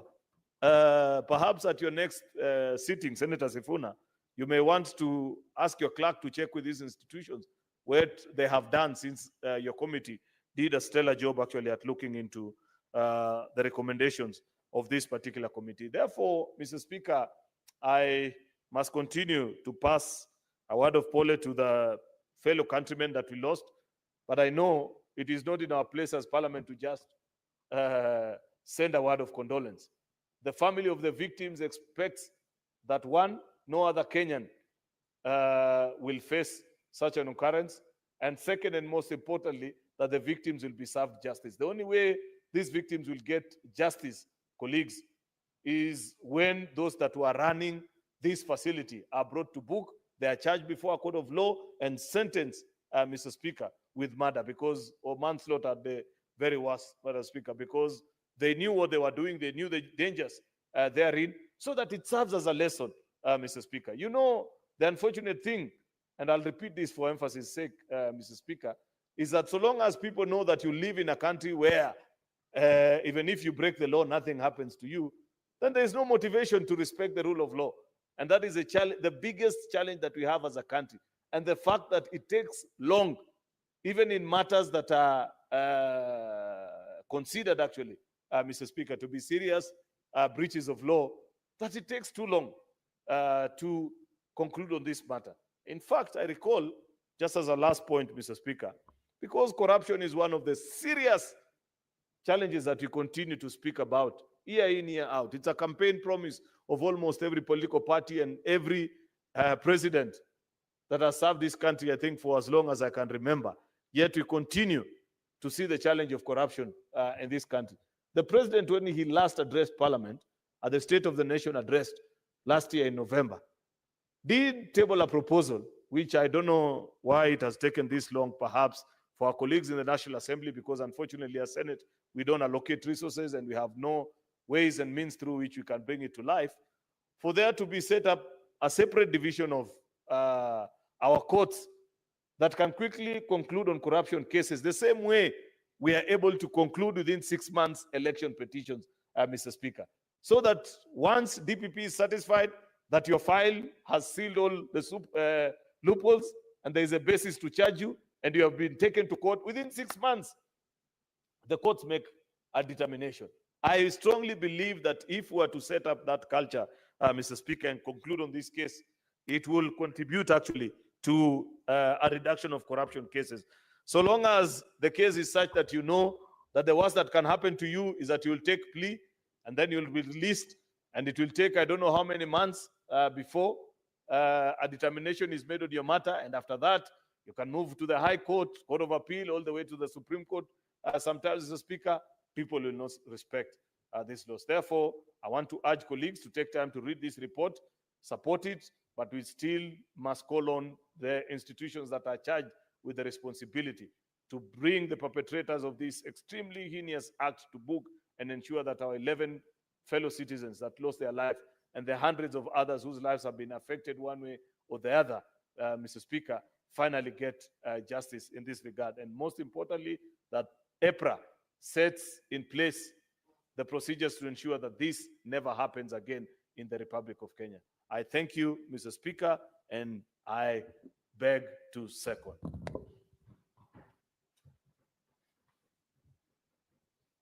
Now, honorable senators, I now propose the question that the Senate adopts the report of the Standing Committee on Energy on its inquiry into the liquefied petroleum gas LPG explosion in Muradi area, Embakasi, Nairobi City County, laid on the table of the Senate on Thursday, 8th of August, 2024. Now, members, I will invite those who are interested in contributing to this particular motion, and I'll call upon Senator Maureen Tabitha Mutinda. Thank you, Chair. Allow me to start really by appreciating the Energy Committee. They've really done a good job as far as this report is concerned. It's a very important report, Mr. Speaker, because when this incident happened in Embakasi, I was able to appear. I was able to get to site. And Mr. Speaker, when I recall that particular day, it's really a very, very sad day. Mr. Speaker, coming into terms with what had happened, seeing young children, mothers, men, some lost their lives, some trying to come to terms with what had happened. And Mr. Speaker, seeing them in the condition that they were, their skin, really burned. It was really, and it really is a sad day to remember. But I'm happy that the Committee of Energy was able to take up this matter. And looking at the report briefly, as I've just brushed through it, Mr. Speaker, there are different bodies and different stakeholders that when it comes to matters energy, different stakeholders come together and have the mandate to license these businesses as far as LPG gas is concerned, Mr. Speaker. And they range from the counties themselves, especially Nairobi County, which now offers the business license and permits. We also have institutions like NEMA. We also have EPRA, Mr. Speaker. We also have Energy Dealers Association that I've seen that they were also able to appear. We also have the gas explosive experts from EPRA, Mr. Speaker. We also have Petroleum Institute of East Africa, which tells you that this composition of stakeholders is very important because it is them who guide as far as the policies are concerned. And these policies, having just briefly looked at the report, these are policies that also talk about construction permits. You have to be given approval to be able to do the construction oversight of LPG. We have to have also be licensed as far as the facilities are concerned. So it's deeper. It's not something, it's not just any normal business. They will just decide to operate a specific business, but it requires intense policies, intense adherence. Mr. Speaker, what I'm simply trying to say is, if the different institutions were able to ensure that this company, I think it's called Maxis something, Energy Petroleum, were able to adhere to the standards, we will not be even in this position discussing what transpired, Mr. Speaker. People lost lives, Mr. Speaker. People lost their enterprises because I saw business people who have lost 99% of their stocks, of their businesses. They had to shut down, they had to restart, Mr. Speaker. So if the different stakeholders would ensure, from this report I've seen over close to 140 petroleum businesses that have been licensed, then it is a high time that they ensure they get to the bottom to ensure that the standards that are required for one to be able to set up these facilities, they have adhered to the requirements that are in place. As I've listened to the majority speaker giving his submissions, Mr. Speaker, he's mentioned on the issue of corruption. This is not the first time in this country that we see such explosions taking place. And God forbid that we do not wake up again in the near future and get such news, Mr. Speaker. I would also wish that the committee takes it further, that the licensed approved companies by the recommended institutions, they give further report on the status, the current status of these particular facilities, the inspection reports, the status, in short, of the condition of these particular companies. Because sometimes you realize out of these 140 companies, Mr. Speaker, you realize probably one individual owns like 5 of them, but the names are just different. So if he has decided to do shortcuts, Mr. Speaker, it will not just be one facility, but it will be the 5 facilities that this person is operating. So it is important that the committee takes advantage of the companies. The report indicates the companies that are licensed, then they go deeper to get into understand the status of these particular companies. Have they adhered to the policies, to the requirements as far as Iebc standards are also concerned, NEMA standards, the EPRA standards that are needed, the counties also themselves, to be able to ensure, because all these companies cut across all the 47 counties, but Nairobi has majority of these particular companies. So you find that also whereby these approvals are given, and yet this company is within an estate, is within households, homesteads, Mr. Speaker, then that's an automatic risk. We've seen earlier whereby we've said clubs or what do you call them, clubs and pubs should not be next to the learning institutions, Mr. Speaker. But then, because of corruption, this takes place, So the issue of ensuring proximity is considered as far as homesteads are concerned, businesses are concerned. These institutions should not be within households. It should be having the appropriate proximity. I don't know even how the construction permit was issued by the same EPRA, yet this facility was within the residential places, Mr. Speaker. The culprits should now be brought to book. People lost lives. That is equal to murder. The law is there. It's very clear, Mr. Speaker. So the security operators, the legal system should ensure they fasten this so that it sets an example to others who are still not adhering. Because, Mr. Speaker, you find that the cases drag, they take time. Someone is just free, they're still continuing these businesses. Because even looking at this report, this stakeholder or this business person seemed to have this business under still another name, you know. And so if this is, if they're not brought to book on time, then this brings the risk of more scrupulous business people undertaking these businesses and exposing Kenyans to the risks that come with it, Mr. Speaker. With those few and many remarks, Mr. Speaker, I appreciate the committee's work, and the culprit should be brought to book as soon as possible. I submit. Thank you, Senator Tabitha. Senator Karen Nyamu.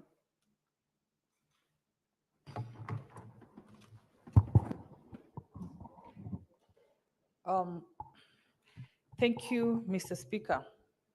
I have followed keenly as Senator Sifuna presented that report from the Energy Committee. I am happy with the recommendations, and I note that that company that caused this tragedy in Embakasi, Nairobi, had unsuccessfully applied for licenses for the permit to run such a facility 3 times from EPRA. They were denied. The neighborhood had also complained to NEMA about the potential threat of having operations of such nature in such a densely populated area, like, you know, Embakasi is. The Energy Committee has done a good job. I have listened to the report. It is very thorough.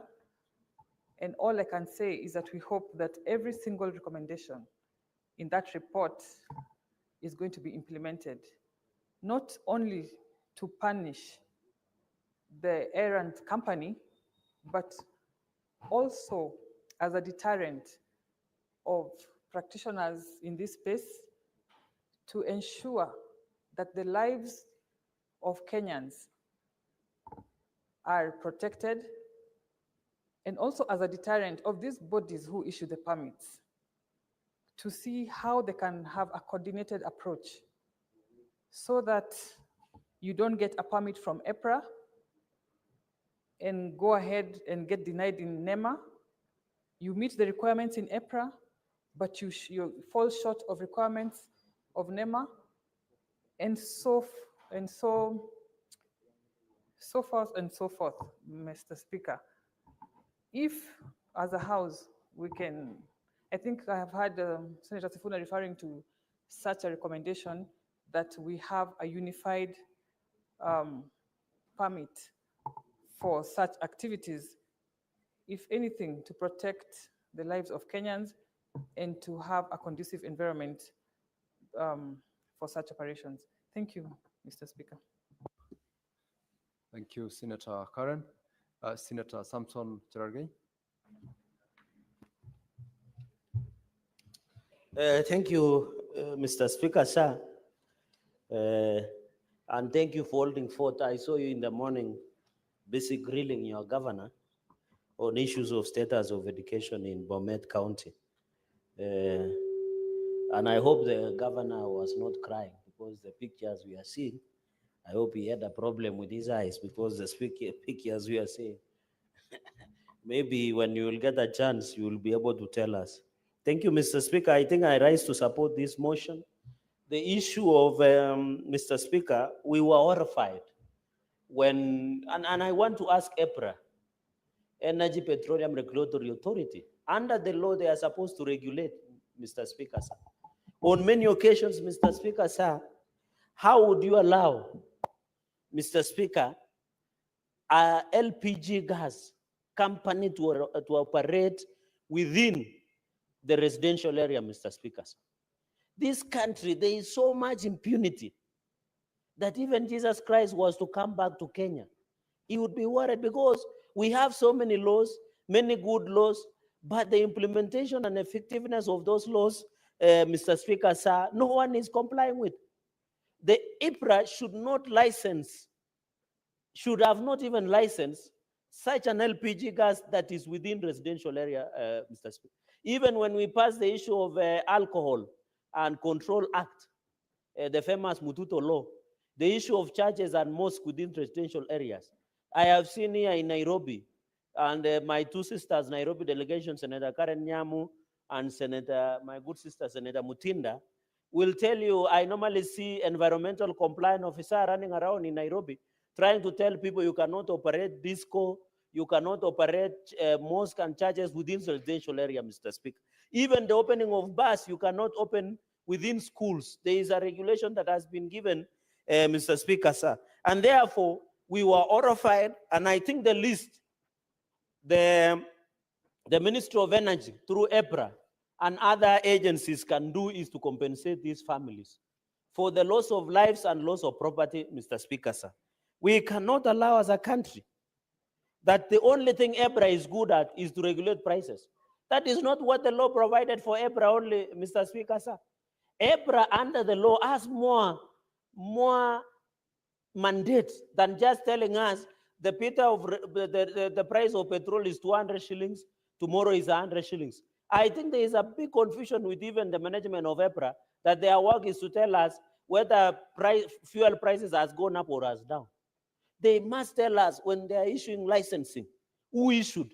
Mr. Speaker, you being a senior lawyer in this country, know that there is what we call criminal negligence. Who issued this license is a residential area. Why are we closing alcohol places and outlets within schools, around schools, Mr. Speaker? It's because we want to comply with the law. And therefore, the loss of life in Embakasi East in Muradi area and also lives of property should be thorough, Mr. Speaker, as we talk.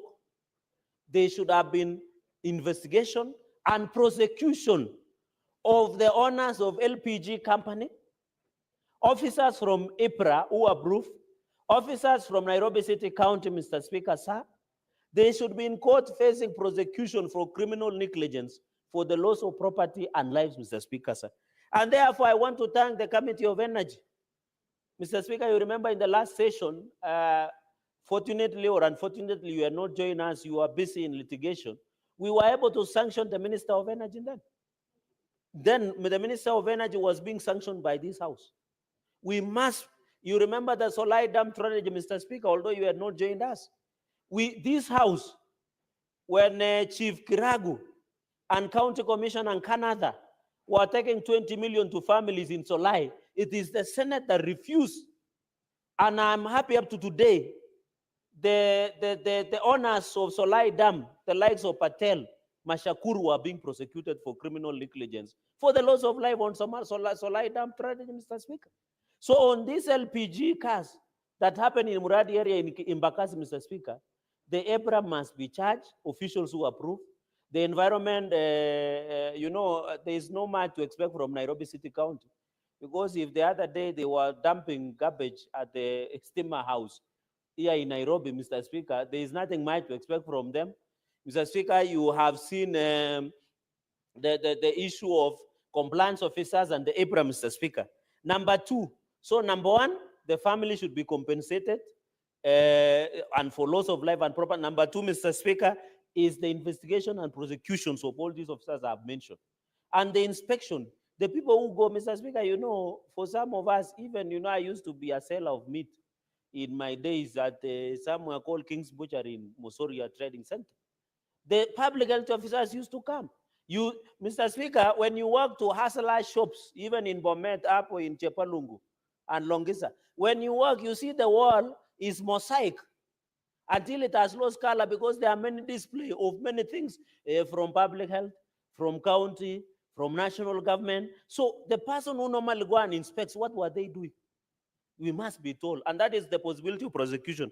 Number three, Mr. Speaker, and with your indulgence, at least I have seen in Speaker's gallery, Mr. Speaker, I have seen my students from ACK, Bishop Koko, Cheptil, with 109 students and 16 teachers, Mr. Speaker, from Nandi County, Mosab Sub-County, Nandi North, are here with us, and I'm happy. At least they have worked in, Mr. Speaker, when I'm dispensing wisdom freely on this motion on compensation, Mr. Speaker, and I'm happy when they go back home as they start their holidays, probably this Easter week, Mr. Speaker, they will be able to greet their parents and to tell them their senator is overworking, because it's now 6 and most of the senators are overworking. Senator Cherargei. Yes, Mr. It would Speaker. have been prudent and of utmost respect to them for you to make arrangements for them to be formally welcomed to this house. Yes. It would really have been very prudent, but nonetheless, I'm happy that you're also acknowledging them. And of course, as you've said, senators are overworking. Yes. Of course, including their senator. Thank you, Mr. Speaker, for that indulgence. You know, I'm being told by Secretariat, we have so much number of schools coming in, even from Bomet and across the country, because most of them are going for their holiday recess. But I know with your indulgence, I know on behalf, even you yourself, Mr. Speaker, that they are welcome and they should learn as much as possible. And I hope when they go back home, they will have opportunity to see one of their representative in action, so that in future we want them to be senators, members of national, to be speaker like you, Mr. Speaker, to be lawyers, to be pastors, to be people who can serve this nation with distinction. So they should feel welcome on behalf of you, Speaker, and the House. And Mr. Speaker, I've addressed them outside, and I've done the needful that is normally done when you have visitors from your home county. And Mr. Speaker, if you will be gracious enough and you still feel that your message should reach Nandi, you are still welcome to organize. And even Senator Mohammed Abbas, who is the chair of devolution. Mr. Speaker, finally, because so that I give colleagues, is the fourth point I wanted to make. The connection of electricity in this country, Mr. Speaker, we should relook at it. We should, Mr. Speaker, I was in a village, Mr. Speaker, somewhere in Tindred. And you see, Mr. Speaker, most of the wires that are belong to Kenya Power and Lighting Company, Mr. Speaker, they are almost falling off. Because, Mr. Speaker, we need to ensure the issue of gas is a very sensitive issue. Mr. Speaker, we have had cases where the explosion of gases, Mr. Speaker, we have seen, even I want to challenge Iebc. Mr. Speaker, sometimes you drive, you see a lorry that is carrying LPG gas has got an accident. Mr. Speaker, we should even earmark roads, or we ensure the people who carry inflammable gas, especially our lorries. I remember in Karai many years ago, Mr. Speaker, in Naivasha, there was an accident where there was a spillover of a highly inflammable material, Mr. Speaker. So even as we talk about LPG gas licensing within the residential areas, Mr. Speaker, we must also ensure the transportation of gas and many others are done within a proper regulations. Sometimes you drive to Bomet through Mayu, you meet the highly inflammable gas being transported, they get accident, it becomes a danger to pedestrians, Mr. Speaker.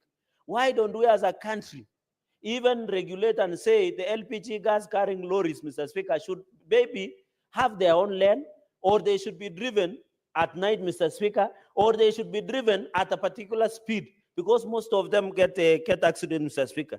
Mr. Speaker, the fifth point that I wanted to make is we need, and I want the Committee of Energy to give us within 90 days, give us an audit of LPG gas production companies within the estates.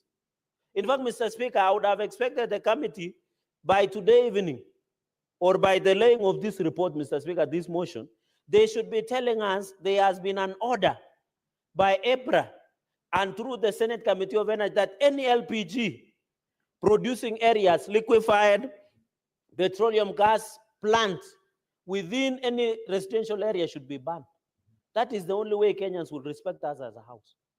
They should be closed anywhere, they should be locked, Mr. Speaker, and any person who is found to operate those LPG gases without the approval, Mr. Speaker, of Iebc and other regulating agencies, Mr. Speaker, then we must ensure. You remember, Mr. Speaker, and you are mentioning career progress of the assistant chief and the chief when you made your submission today in the afternoon, Mr. Speaker, which was very brilliant, is that even these assistant chiefs, the chiefs, Mr. Speaker, the Nyumba Kumi, the Kokwet elders, or elders, what do you call the Kokwet elders, Mr. Speaker? Senator Cherargei, mind your language. That Oh, is not sorry. parliamentary language.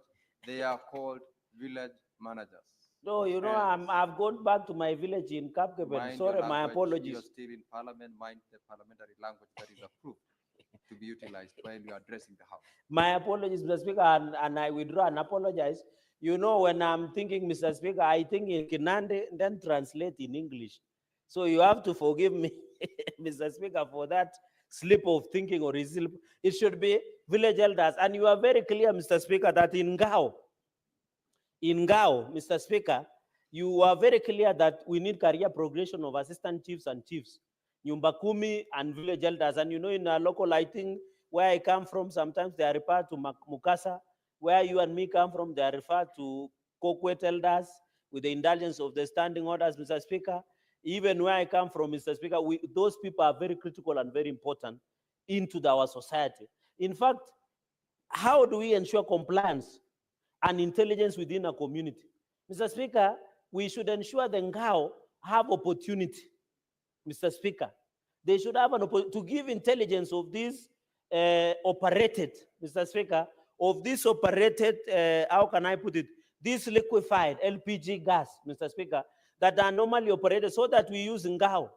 And that is why I was saying today in the afternoon, Mr. Speaker, and the House agreed with me that, Mr. Speaker, that village elders, or we call them Kokwet elders, or we call them Mukasa, or you call them village elders, we must remunerate them, Mr. Speaker. For example, myself, Mr. Speaker, in Kapkeben village, in Mosoriat, where I come from, my local village elder is called Christopher Arab Rotich. If I want to listen to the intelligence of the ground on security, on issues of marital, on issues of what is happening in the society, it is the correct person. But Mr. Speaker, we don't need them to go to school. Why would you need academic qualification to be a village elder? You just need, Mr. Speaker, to understand the culture and the norms, and maybe mature 40 years, and you are married and you have a family, then we must give them the stipend, Mr. Speaker. And therefore, today you are talking about career progression. Let us use Ngao to give us the intelligence, because I know sometimes the LPG gas plants might be operating illegally. And that is how we'll be able to fight this menace, Mr. Speaker. The sixth point that I wanted to make is it possible under EPRA, Mr. Speaker, to put on the website so that Kenyans with digital era, Mr. Speaker, there is TikTok nowadays, there is Instagram, there is Facebook, there is Twitter. Why don't they publish on the website and say, in Bomet, there are particular LPG plant companies that are there. What is the place? What is the address? Who is the owner? So that if that explosion happens, Mr. Speaker, we can easily trace that if it is XYZ that operates LPG gas plant somewhere in for example, in Tenwek, for example. I know Tenwek has a very good hospital, and I'm happy you just opened a new wing. I think also you are alumni of Tenwek High School, and I'm happy that that school, I saw former Franklin Bett was wearing a shirt, or Kinyasa in indulgence.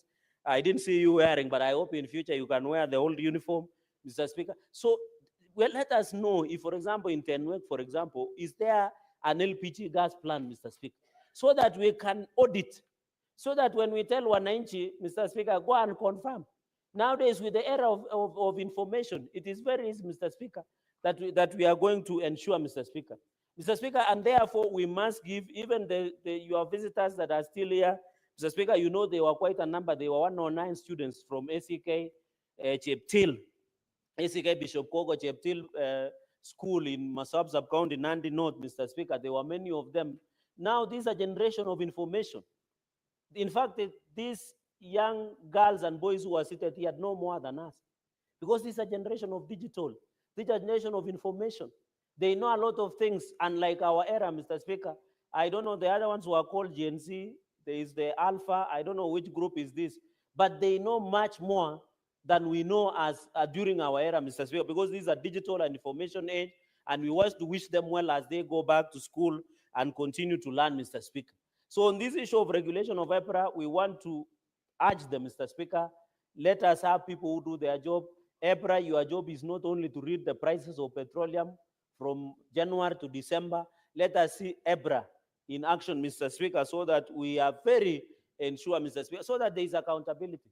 I know for us politicians, our accountability is quite high, Mr. Speaker. But I've never, when we want to hold accountability to these people, Mr. Speaker, they find it very hard to be accountable, Mr. Speaker.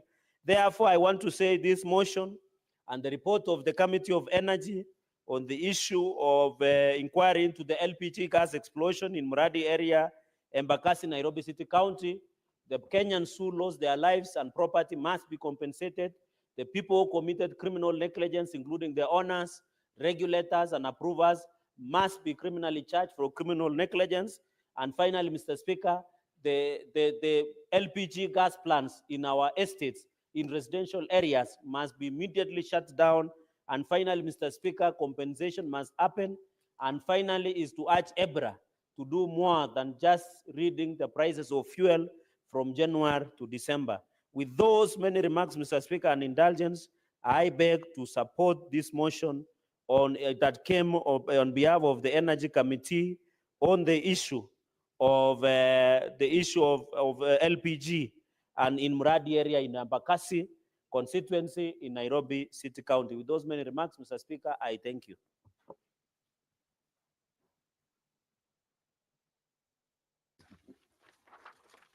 Thank you very much, Senator Cherargei, Senator Fonandi, for your contribution to this particular motion, which of course is very important. Now, honorable senators, there being no other senator who is keen on contributing, I would like to ask Senator Abbas to reply on behalf of the chairperson of the Energy Committee.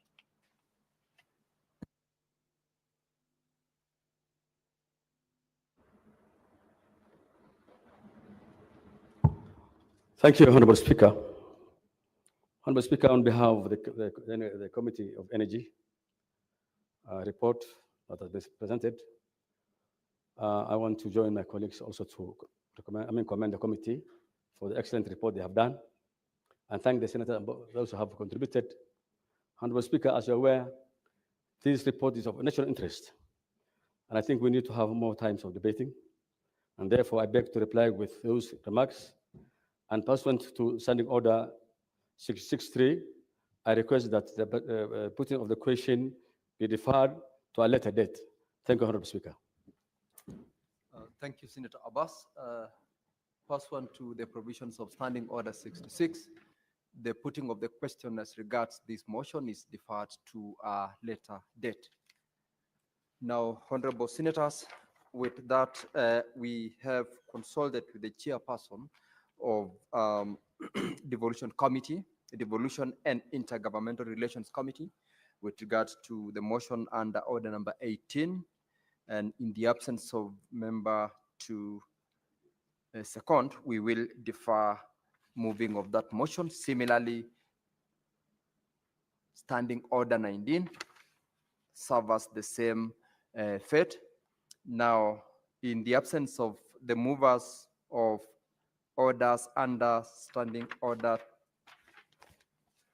motion, order paper number 20, motion progress report of the Standing Committee on National Cohesion, Equal Opportunity and Regional Integration into an inquiry on the diversity and inclusivity in the staff composition of state agencies in Kenya, Order 21, Order 22, Order 23, Order 24, and Order 25.